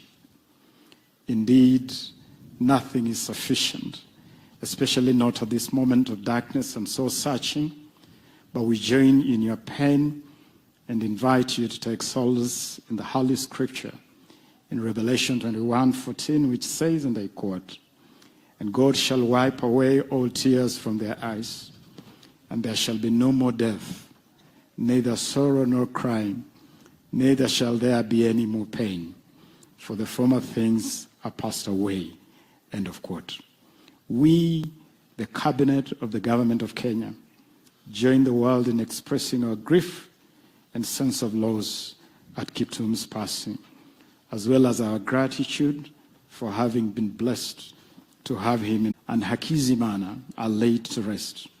We thank the Almighty God for their lives and legacies, and we trust that the Lord Almighty will give you the strength and fortitude to bear this great loss. This is a message from the Cabinet of the Republic of Kenya. Your Excellency, allow me to briefly say a couple of things on behalf of the ministry responsible for sports. Today I stand here really with a very heavy heart because Kiptum for me was like a son, and I interacted with this young man up close, and he was an incredible, incredible young Kenyan. A bright star dimmed far too soon, and an athlete who was already taking a prominent role in all the good things that this ministry and government is doing. Kiptum had already become a champion in our anti-doping agenda, our absolute zero tolerance to doping, our message of running and winning clean. And indeed, when his record was ratified only a couple of weeks ago by World Athletics, we applauded because he then symbolized that indeed you can run, you can win, and you can shatter world records without doping. And so we have really lost an incredible star in many respects. Kiptum has also unified our country in life as well as in death. When he ran that incredible 2 hours, 35 seconds, the whole of Kenya celebrated. And when he passed on that fateful night of February 11, we all were shattered. Your Excellency, I traveled here just hours after that terrible accident, visited the family, and I could see how devastating that accident was on the whole village of Chepsamo, this whole area of Chepkorio, and indeed the whole Elgeyo-Marakwet County. I went to the mortuary, to the morgue at Eldoret Hospital, to view the body of Kelvin lying side by side with his coach, Kavie Hakizimana. And I could see what a great loss it was to the family and to everybody. And I want to assure all of us here today that we honored Kelvin in life. We honored Kiptum in life. 2 days after he broke the world record, the ministry hosted a special ceremony where we honored him in the manner that we have set as government, including the rewards that we have set for setting a world record. And I'm glad that even in his passing, again, government has stepped forward to honor this national hero so that we recognize that he was a hero both in life and in passing. And I'm glad to also disclose that we have extended this honor to his coach, Kavie Hakizimana. Nataka kushukuru Mheshimiwa Rais ya kwamba uliniruhusu siku 2 zilizopita, uliniruhusu kusafiri hadi kule Rwanda, Kigali, kujiunga na familia ya aliyekuwa kocha wa Kiptum, Kavie Hakizimana, and I joined the family and friends of Coach Hakizimana as we laid him to rest in Kigali. And I want to assure you that the people of Rwanda really appreciated the gesture from the people and the government of Kenya of standing with that family. And incidentally, mkewe Kocha Hakizimana ni mtoto wa hapa Chepkorio, Joan Chelima anatoka hapa Chepkorio, ambaye sasa ni mjane, na tumetoa msaada maalum kama serikali kusaidia familia hiyo. Let me also add that there is a very deliberate effort that government is doing to support our sportsmen and women in terms of facilities, and I've had a lot of talk here about facilities and infrastructure. Your Excellency, again, with your guidance, we are already working on a lot of these facilities. We have advertised the construction of Camarine Stadium to international standards, and we are at the tail end to start that project. Alongside Camarine, we will also be upgrading E10 grounds. And in honor of our fallen hero, I see no reason why we cannot add these Chepkorio grounds to that project, which is already progressing. And in this whole region, which is really our talent belt, all the way from South Rift, from Bomet, through Kericho, to Uasin Gishu, to Nandi, Elgeyo Marakwet, West Pokot, this whole region, we are being very deliberate, Your Excellency, in investing in upgrading of facilities. We already have a project to upgrade Kipchoge Keino Stadium, which in fact is one of our target host cities for the Africa Cup of Nations in 2027. We have already advertised the construction of Kipchoge Keino Stadium in Nandi County. Our eyes are on Kapkatet grounds in Kericho County. Our eyes are on Bomet Stadium in Bomet County. And so this whole athletics talent belt is very much fully catered for in our infrastructure development program. That I want to assure you here. We have also included this region in the special program of setting up training centers. Your Excellency, we have set up 42 athletics training centers countrywide. And this Elgeyo Marakwet County has 3 of those 42. Kaimon Secondary School, Kapkenda Girls, and Chewot Boys. All those are centers among those 42. And we have now added St. Patrick E10 as a special elite training center. And so even in terms of centers and academies, we are very much on top of that agenda. Finally, Your Excellency, let me also clarify and assure our athletes that we genuinely love and care for you as our athletes. Tunawajali sana. Tunawajali kwa sababu you are the goose that lays the golden egg. I love to say that Kenya's #1 export to the world is not tea, is not coffee, is not tourism. Kenya's top export to the world are these great sportsmen and women. You are the people who brand this country in terms that we cannot even quantify. And that is why we have taken some very, very strong measures. #1, we have improved the reward scheme. Now we are rewarding you at a much, much higher level. #2, we have worked with Athletics Kenya to introduce an endowment fund, and the ministry has donated 20 million Kenya shillings, Your Excellency, to activate an endowment fund to support our athletes in retirement. And we have invited the private sector to work with us to support that endowment fund. #3, we have initiated together with Athletics Kenya a pension scheme where our athletes can save voluntarily while active and can draw from that while in retirement.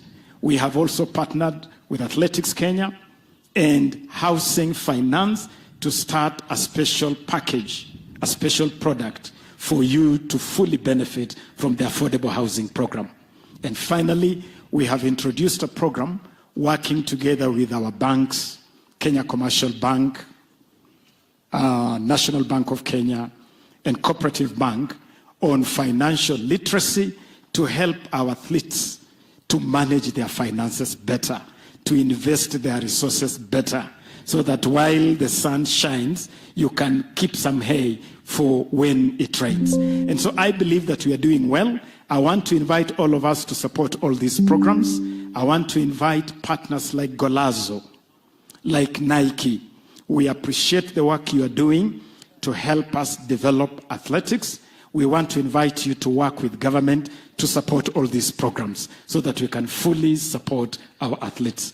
Na wahakikishia wanariadha wetu na wanaspoti wetu kwa jumla ya kwamba serikali ya William Samoei Ruto ina nia, ina azma, ina uwezo wa kuinua hali yenu, and we shall not spare any effort in making sure that we continue in improving your circumstances. Poleni sana kwa kumpoteza mwenzenu. Watu wa Chepsamo, Chepkorio, Elgeyo Marakwet, poleni sana. Mutio missing. Thank you very much.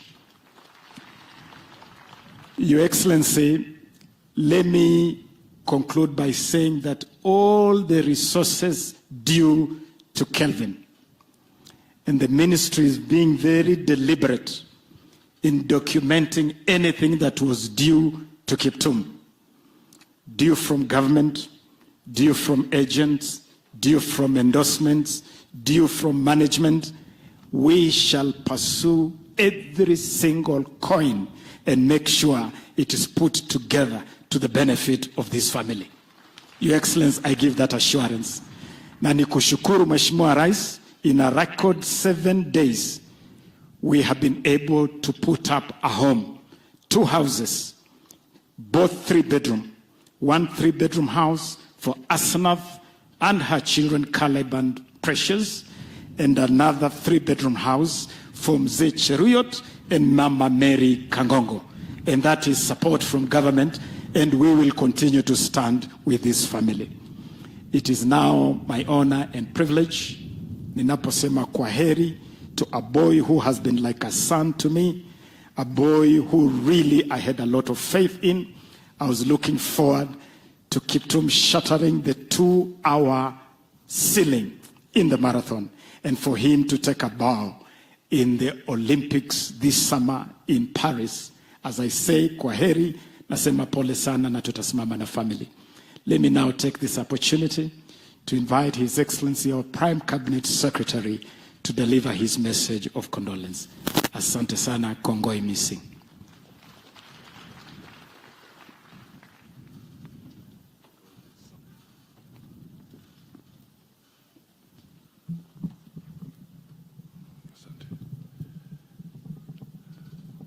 Thank you.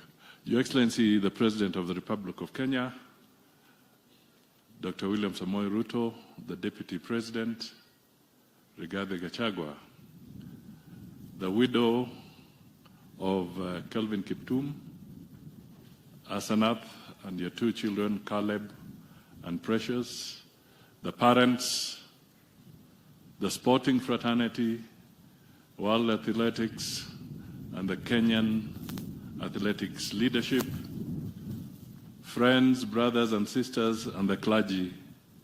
Mine shall be very brief. First is to take this opportunity at a personal level to convey our deepest condolences to the family of Kelvin Kiptum, a flame that has been blown out by an unfortunate accident only a few days ago. Your Excellency, it's a difficult moment, particularly for the family and for the people of this area and Kenyans and the athletics community. We can only wish and pray that the record that Kiptum was planning to break shall one day be broken by Precious and Caleb.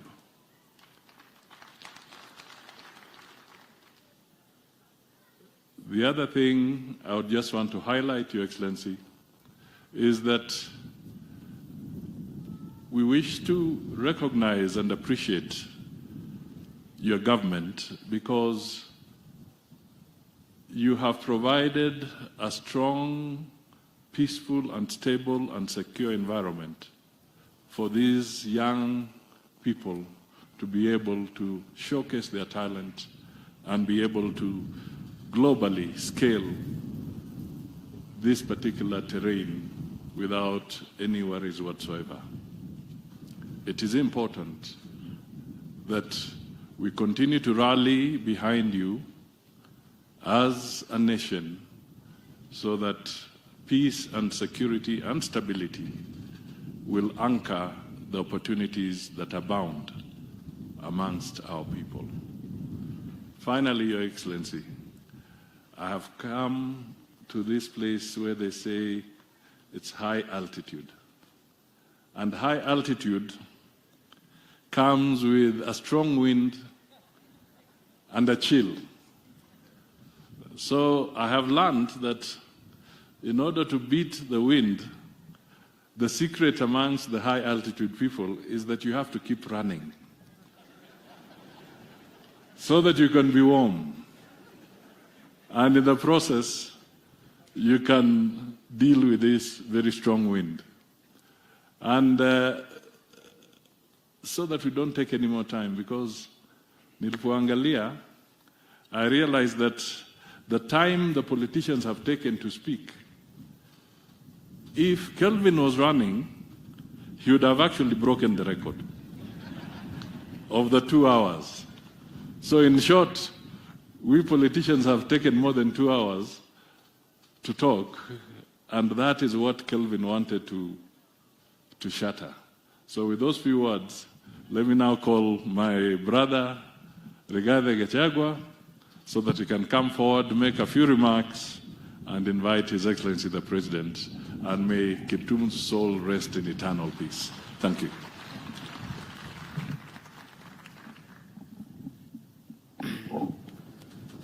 Mheshimiwa Rais wa Jamhuri ya Kenya, Daktari William Samoei Ruto, the family of the late Kelvin Kiptum, his wife and children and parents, our athletes, all leaders present, watu hapa Chepkorio, God is good, and all the time.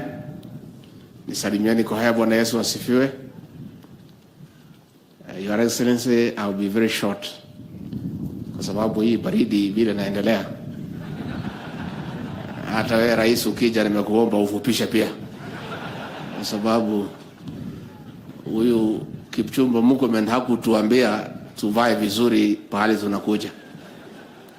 Mimi rais, tumekuja na rais hapa to join the family to mourn this great son of this land and a hero of our great country, a young man who has done proud to our republic by shattering the world record and was looking forward to even do much better in the Olympics at Paris.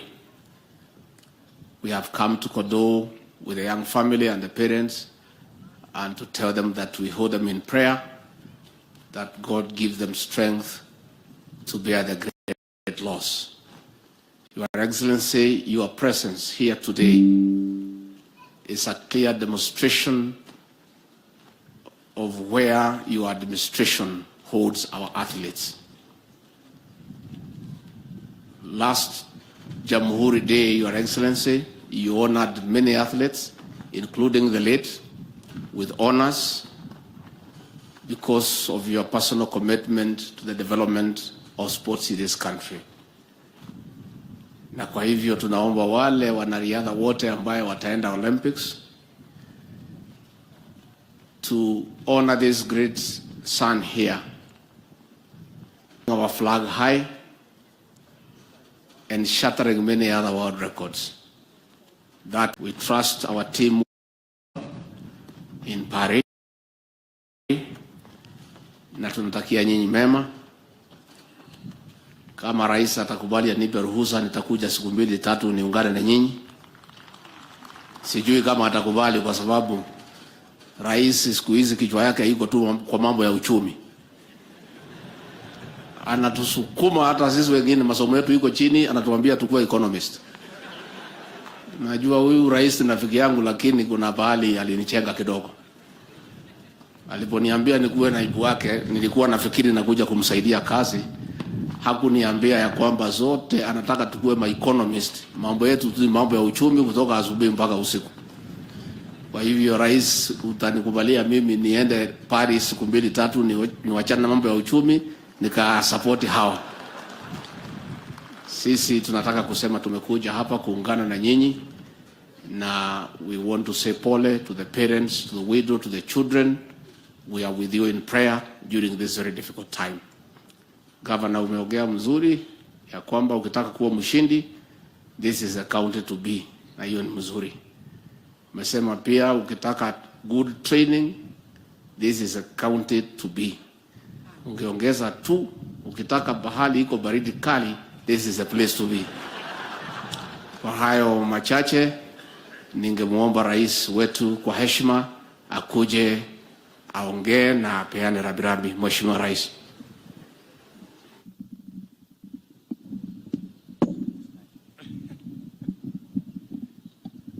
Asanteni sana, tafadhali tuketi.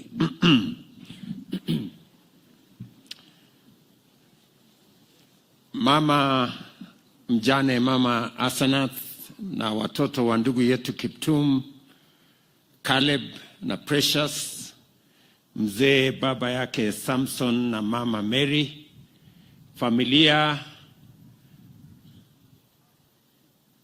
wananchi wa hapa Chepkorio pamoja na Elgeyo Marakwet County, hamjambo. Hamjambo tena. Chamgei. Mimi pia naungana na viongozi wote kuleta rambirambi zetu kwa jamii hii ya ndugu yetu kijana mwanaspoti Kelvin Kiptum katika ghafla hii ya mazishi ya huyu kijana. Poleni sana. Pole mama, pole wazazi wake, marafiki wake, the sporting fraternity who are here, na wananchi wa sehemu hii. Huyu Kelvin, ingawaje alizaliwa katika sehemu hii, alikuwa amevuka mipaka ya kijiji yake, kaunti yake, akawa ni Mkenya ambaye alitambulika, na vile mumeona hata katika kifo yake dunia mzima imeungana kwa sababu ya kijana huyu Kevin. And therefore we've come here as friends, as family, as leaders, to condole with the family on the demise of this great Kenyan and a world beater. I got to know about the passing on of Kelvin from CS Ababu. I think it was maybe a few hours after it happened. And it was really a very heavy moment for us, because in Kelvin we saw the future of athletics in Kenya. And Kelvin has stood out not just as a great athlete, but more importantly, as a good person. Alikuwa ni mtu mwenye roho safi.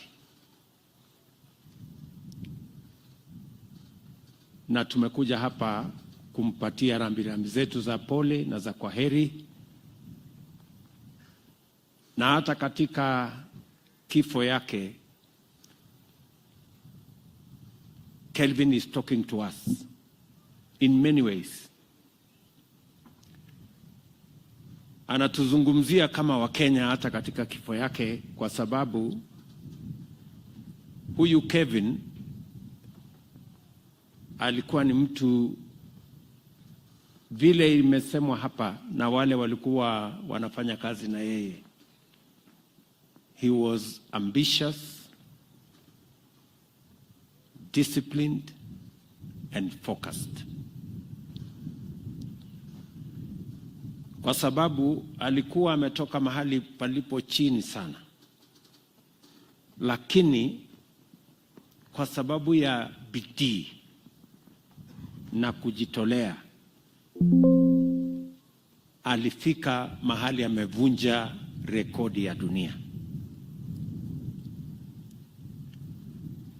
Huyu kijana ambaye alitoka familia ambaye haijulikani, sehemu ndogo ya Chepkorio, lakini leo rekodi ya dunia iko na jina yake.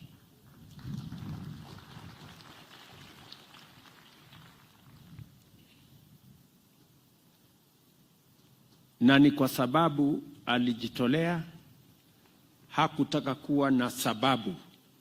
He had more reasons not to succeed than he had to succeed.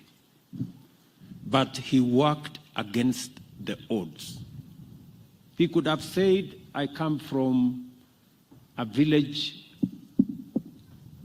that is not very well known, or I come from a family that cannot get up for me, or that I don't have even running shoes. You heard him that he ran barefoot in his earlier days. But he didn't see those as impediments to his ambition and to his success. I say Kevin, even in his death, is speaking to us as Kenya. That we may not have gold, we may not have so much, and that should not deter us from being the great country that we must be. All of us, as the people of Kenya, we must love this country enough to be able, each and every one of us, to do their best to make Kenya great.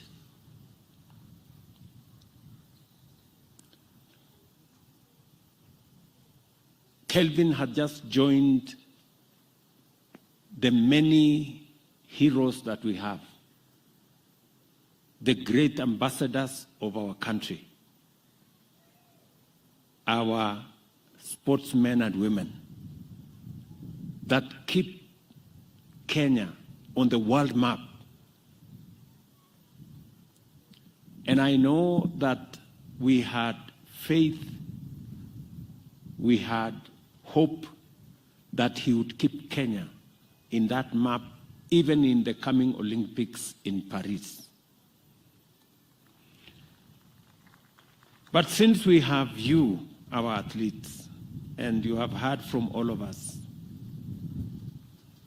Paris is going to be the Olympics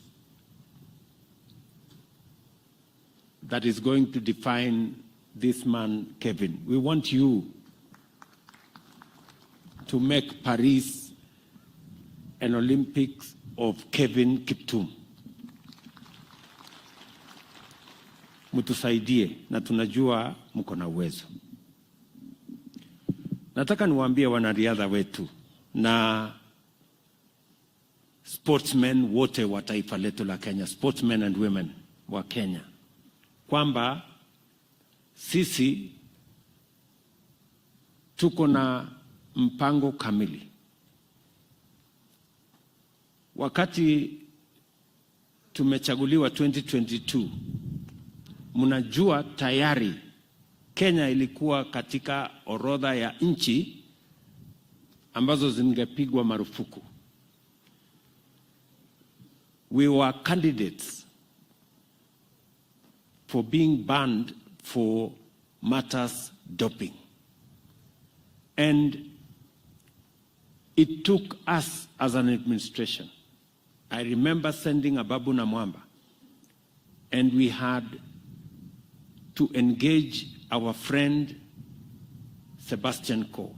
When I sat with him in my office, I asked him a simple question: what do I do so that Kenya is not banned? And he asked me that for Kenya not to be banned, You have to do 1, 2, 3, 4, and you have to put a fund of 500, almost 750 million Kenya shillings every year to deal with the problem of doping. I am very happy that we complied, and Kenya today is off the list of countries to be banned for doping. Sebastian Go was here himself. He has had to leave. And I want to thank him because he is a friend of Kenya. Why not for him? He bent over backwards to accommodate our country. Mimi nataka niwaulize wanariadha wetu. Mumejaliwa na Mungu. Bidii yenu imewafikisha mbali. Musikubali mambo haya ya madawa ya haribu talanta zenu na ya haribu sifa yenu kama wanariadha wa taifa letu la Kenya. Tutashirikiana pamoja na nyinyi. And I have made a commitment that every year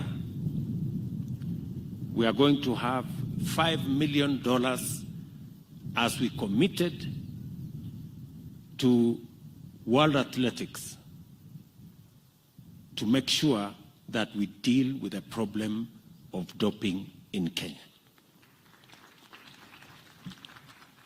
Our plan is to spend close to $3.5 billion over the next 5 years in dealing with that problem, because we cannot fathom a situation where Kenya is in the wrong list. Number 2, vile waziri amesema, tulianzisha fund ya sports fund pale 2015 nafikiri. Na tulianzisha hiyo fund makusudi kwa sababu hatukukuwa na fund kamili ya kushughulika na wachezaji wetu. We didn't have a dedicated proper fund for managing sports in Kenya. That's why we came up with a sports fund. Unfortunately, along the way, 60% of that fund was taken to do other things. I want to tell the sporting fraternity that we have now reinstated sports fund to deal with only matters sports. Now that fund is going to be dedicated 100% to making sure that we deal with only matters sports. And I want to confirm to you that the stadia you have asked for, all the other facilities, the training centers you have asked for, will now become a possibility because we have secured funding for it. And we have eliminated all the other issues from being funded by Sports Fund.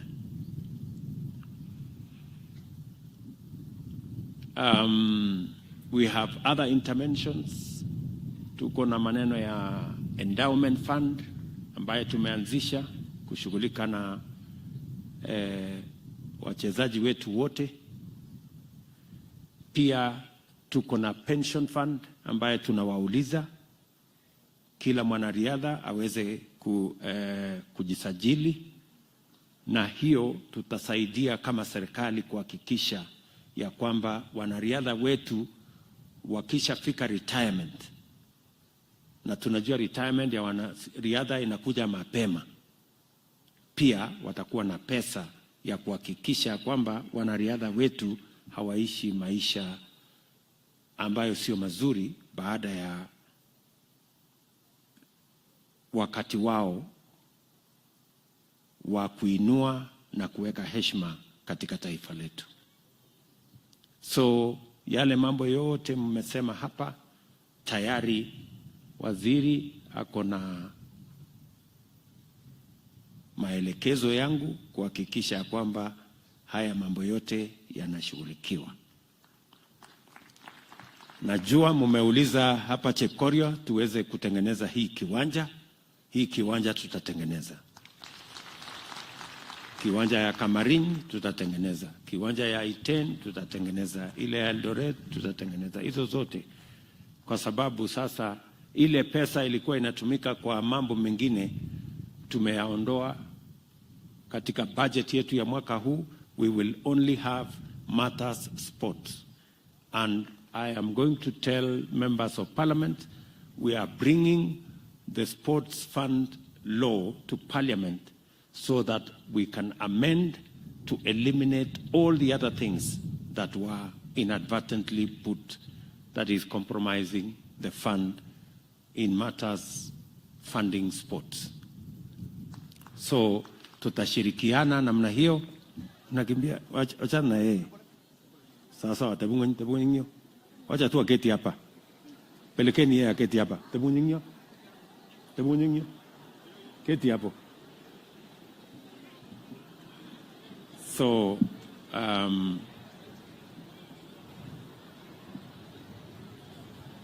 tutashirikiana sisi wote kuhakikisha kwamba fund yetu hiyo tukiungana na bunge, na nimeshukuru wabunge wengi hapa wameongea na wamesema ya kwamba tutashirikiana pamoja. Vile vile tumekubaliana sisi wote kwamba ili tuwashughulikie hawa wanariadha wakiwemo wachezaji wale wengine wote, wanaspoti wote katika taifa letu la Kenya. Pia tumekubaliana ya kwamba tutazidi na kutengeneza mbinu mpya ya kuhakikisha kwamba hiyo kazi itatimia, ya kuhakikisha kwamba wanariadha wetu wakipata pesa zao, wanapata mafunzo, wanapata taratibu, na vile vile even our reward system. We are going to adjust our reward system so that it is not about just money for today, that it also becomes money for the future. And I'm asking Ababu and your team to sit down and recalibrate our reward system so that there is money that is available, there is money that is given as a reward, but there is also money that is put in a pension system to support the athletes after they retire. Kwa huyu kijana Kelvin, tayari serikali ya Kenya vile tulishakubaliana na vile tumeweka taratibu mpya, huyu kijana tushampatia milioni 5 tayari, na serikali itampatia nyumba mzuri. Mbali na ile nyumba tumejenga hapa, tutampatia nyumba mzuri huyu kijana. Sasa tutampatia mjane wake. Na tutapangana na hawa wanariadha pamoja na wachezaji wale wengine wote so that we can support our sportsmen and women. So otherwise mimi naungana na wale wanasema tufupishe, kwa sababu hii mahali ni baridi. Tuseme ukweli. Hata huyu Rigiji ameniambia siku ile nakuja tena hapa nimwambie ndiye asikuje. Anasema hii dunia iko ngumu sana. Lakini kwa watu wa sehemu hii hapa Chepkorio pia tuko na mpango katika ile mpango yetu ya mambo ya transformation ya Kenya. Hapa Chepkorio tuko na soko ambayo tutajenga ya shilingi milioni 50. Tutajenga soko hapa. Hapa Chepkorio pia ni candidate ya affordable housing katika ile affordable housing ya Elgeyo Marakwet.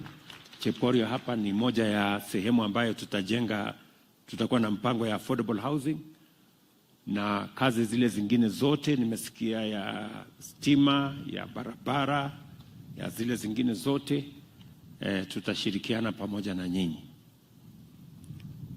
To all the other people that are working with us in this space, that are sponsors, the people that are managers, we want to work together towards developing this resource, a great resource for Kenya and a great resource globally. So mimi nataka niwashukuru sana watu wa Elgeyo Marakwet. Nyinyi ni watu wa bidii, mumechunga mazingira kwa njia ya kipekee. Mimi nataka niseme pongezi. Kazi zile zingine zote ambazo tumekubaliana pamoja na nyinyi, niliwaambia juzi wakati nilikuwa hapa Elgeyo Marakwet ya kwamba mambo ya Flospa tunashughulikia. Sasa tumemaliza na tumeaward contract, na mwenye kuja kuendesha hiyo maneno sasa atakuja hapa kiwanjani. Wewe governor ujipange na watu wako ndio tuweze kuendesha hiyo kazi. Kazi yenu ya County Aggregation Industrial Park vile vile tumekamilisha, na sasa ujenzi itaanza. Kwa hivyo mambo yale mengine mengi hapa katikati nikirudi tena tutakuja tushughulike pamoja na nyinyi. So otherwise asanteni sana. To the great family of Athletics Kenya and athletes who are here, the athletics community, you have our support, you have my commitment that we are going to deal with all the issues to make sure that you continue to be the great ambassadors of our country. Kwa Mama Asenath, nitaketi chini na gavana wenu, alafu tukubaliane ile kazi itatoshana na huyu mama, ndio aweze kusimamia watoto wa kijana wetu mwanariadha Kelvin Kiptum. So otherwise asanteni sana kwa kutukaribisha hapa Chepkorio. Poleni tena kwa kumpoteza huyu kijana wetu Kelvin. Poleni sana. And we all need to be mindful of our lifestyles so that we can avoid instances like this, that in a very young age, a very promising, good Kenyan has lost his life. Tutashirikiana pamoja na pia wazazi and the coaches and all the other people that are involved, the managers, they should do more to make sure that we mentor these young people and young athletes into great sportsmen and women. Watu kama kina Paul Tergat, you should do more. The other older sportsmen and women, they should do more in mentoring the younger ones and guiding the younger ones so that we can assist them to be successful athletes and successful Kenyans. We will do our part as the government of Kenya, and I implore on everybody else to do their part. So, Mutiami Singh, big up Ukwa Chepkorio. Mutio ngalega Kevin. Ngalek chuna lag utanyige moe ko kakabwa ang betu take. poleni sana. May Kevin's soul rest in eternal peace. Asanteni sana. Thank you, Your Excellency. Na sasa tukienda kumalizia ibada, nitamuita Philip Kiplagat aje apatiane vote of thanks on behalf of the family. Alafu tumalizie kwa benediction. Bishop Korir will give us the benediction as we exit. I'll guide you on the exit protocols after that.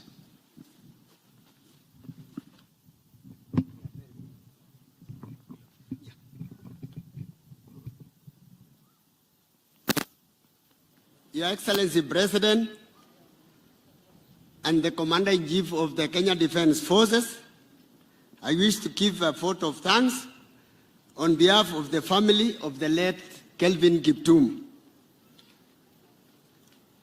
Kwanza naanza na familia yetu. I want to thank the family of Kaptoroitich at large. Nasema asante sana makanisa yote ambayo walikuja kutufariji ikiongozwa na Chepkorio Parish, Funeral Committee ambayo ilikuwa chair tuna Michael Kiplagat, local leaders from the village elders na ma chiefs. Asante sana, tulishukuru sana. Elected leaders, MCAs, Kaptaraku Award, Chepkorio Award, and Kabiemit Award. Asanteni sana, we don't take that for granted. County government of Elgeyo Marakwet, asante sana, ikiongozwa na Governor Wesley Rotich, tulishukuru sana. MPs kutoka Keio South, Keio North, Marakwet East na Marakwet West, asante sana, mulikuja kutufariji. County Commissioner, Elgeyo Marakwet, Athletics Fraternity, led by General Tuwei, asanteni sana. CEO Kolaso, asante sana, tulishukuru sana. NOC President, ikiongozwa na Tergat, asanteni sana, mulifika nyumbani mukatufariji. We don't take that for granted. National government, led by Head of Public Service, Felix Koske, alifika nyumbani, akatufariji. MPs, okay, Masieses, asanteni sana, ikiongozwa na Murkomen. And finally, I want to thank the President for giving a directive kuchengewa nyumba kwa mchane wa Kelvin Kiptum na mzee Samson Chepkieng. Wote tunasema asante sana. Mungu awabariki na ataongezea mengi kushinda hiyo mliotupatia. Asante sana. Thank you so much, Your Excellency the President and Commander-in-Chief of the Armed Forces. Asante sana. I'll now request to call Bishop Korir aje atuongoze kwa maombi ya kumalizia, na nitaomba sote tusimame for the benediction. After that, kindly we shall maintain our positions. We'll allow the casket to lead, followed by the clergy and the family. Ndio watatuongoza kutoka. Kwa hivyo naomba tafadhali tubaki mahali tulipo tukimaliza maombi ili tuweze kumpatia mwenda zake heshima zake. Kwa sasa tumalizie kwa maombi. Basi tuombe.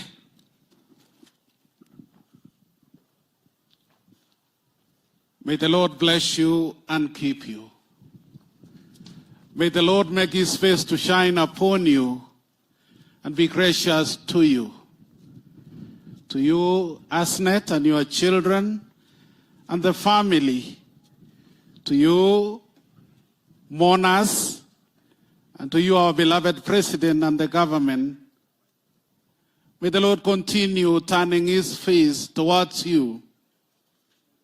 May he be gracious to you as you go out and as you come in. May the Lord turn his face towards each one of us. May the Lord give us peace, grace and favor in all that we do. May the legacy of his servant Kelvin live on through generations, and the blessings of God Almighty. And may this God himself prosper you, and those blessings remain with you this day and forevermore. Amen. Let us say the grace. May the grace of our Lord Jesus Christ,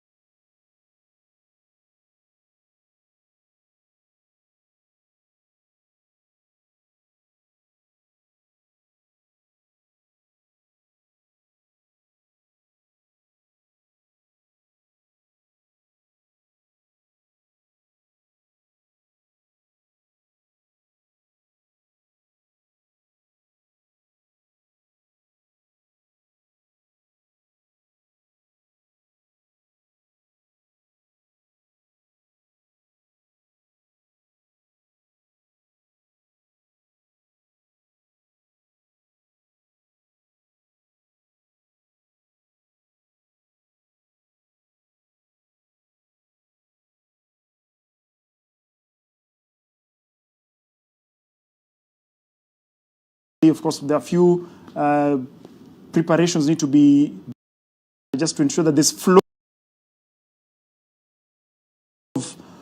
of movement. And when we began our live broadcast, initially, this particular area, Wakabi, there was very limited activity. It was just our colleagues, Elijah Uko and Lois Wangoi. This is actually the burial site. It's in Naiberi. And on the right of your screens, because you can't be able to see it specifically, but just on the right of your screen, and at one point, my colleagues on the ground will pan the camera, is the house that was constructed by the government William Ruto, the president, has just touched on it briefly, even as well as the sports cabinet preparations earlier on, several hours ago. Yes, several hours ago, they were putting in the final touches. Now you can see it's all set. But then, like you said, there was not as many people. There was actually no one. It was just the guys who are getting the job done, and of course our crew. But now when you look at it, everyone knows this is where they are coming to, this is where they are heading. And as you can see, there's, I would call it expectation, but there is, maybe you're just waiting. Yes. You're just waiting for it to happen. And as you can see, you see what's happening at the showground, and then you switch to what people are expecting in Nairobi. It's, like you said, it's the final journey, it's the final run. And now I think is when now you start to realize, now you're getting closer. You spoke about this being a marathon. This was being a marathon, now you're in the 40K mark. Yes. Now all you're doing, you're just finishing. Now you can see the finish in sight, and maybe in another hour or so, you're going to be able to complete everything. So moving closer and closer, and as you can see from your pictures, just the amount of attention, just the sea of humanity that is there, everyone wanting to capture the moment with especially in this day where social media and everyone has a camera on their phone, you can see everyone just wanting to get a picture, something that you can sort of keep as this is what happened when he was finally laid to rest. Indeed. Now, let's reflect on some of the things that were said. As we touched on it briefly, President William Ruto spoke extensively about the late Kelvin Kiptum. But Rukabi, he also touched on several other things, especially, I think one thing that really stood out was he touched on infusing more support to Kenyan sports. And he touched on a very, very important area of sports funding, and that is the sports fund itself. He said that it's going to be restructured. The sports fund, the arrangement used to be that a certain percentage goes to sports, and then another certain percentage goes to health, and then another percentage goes to other things. So he said he's going to redirect it about 100% to sports. Yes, that will be really, really good, Bernard, because look, in the last time we built a stadium in this country, a proper sports stadium was in 1987. During the African Games? Yes, maybe completed in late 86 or something like that. So it's almost 40 years ago. We need this to change. We've had the stories of Cameroon for many years. We had the stories of E10. We've kept Kano Stadium. How long has it been under construction? So to hear this kind of commitment is great. I just hope it can get done, and finally we can stop saying we promise, we promise, we promise. Ferdinand Omanyala was in State House last year. He spoke about what they needed. You've had a year ago today, he spoke about what they needed. You hope that the president's directive and word can hold, and that this can finally get done. Cameroon can finally have a track. E10 can have something. Bomet can have something. Everywhere that they have said can have something. So you just hope that this is going to be realized. Right, now let's head on back to Chepkorio and our colleagues Lofty, who of course was eulogizing the late Kelvin. Uzuri wake na ubora wake. Lakini kitu ambacho said it's not only Kenyans who are mourning, because as I had mentioned, Kiptum's last run, final run, and we not only had to put up a stadium here in Nike, but some of what they talked about was the role of Athletics Kenya, Athletics Kenya, and such. So Lofty Matambo, a lot has been canvassed this morning and afternoon. Nafikiria kama wanavyosema ni kwamba hakuna mvua isiyo na masika, lakini mvua hiyo ikinyesha mbali na kuwa na ungu.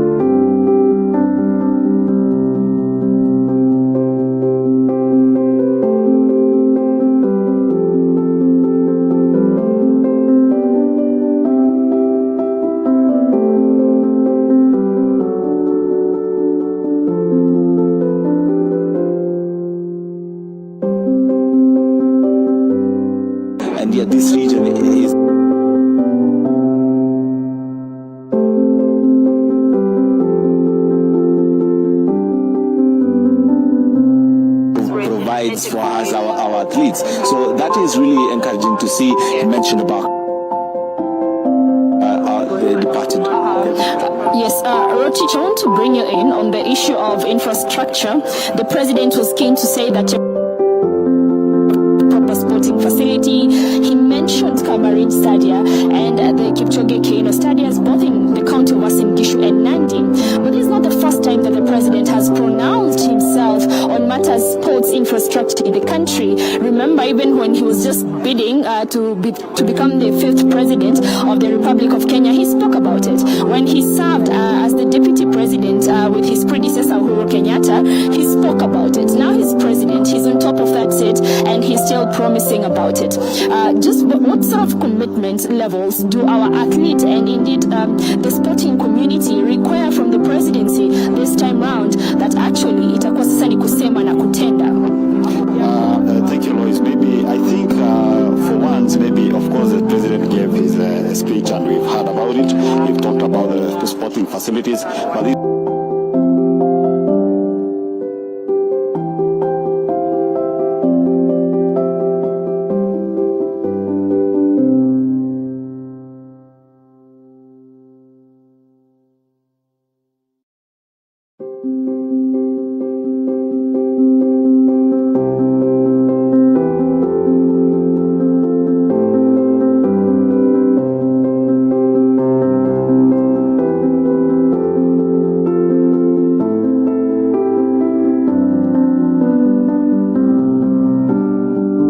Kenyans and the world alike, and he set records that will be remembered for generations. Years old, Kiptum's list of accolades included victories in prestigious marathons such as Valencia, Chicago, and London, and his legacy as a trailblazer in the world of athletics will continue to inspire future generations of athletes, reminding them of the resilience, dedication, and passion embodied by the late Kelvin Kiptum, who, as President William Ruto has described, broke all barriers and indeed broke marathon barriers to clinch a marathon world record. From us at Citizen TV, we send our condolences.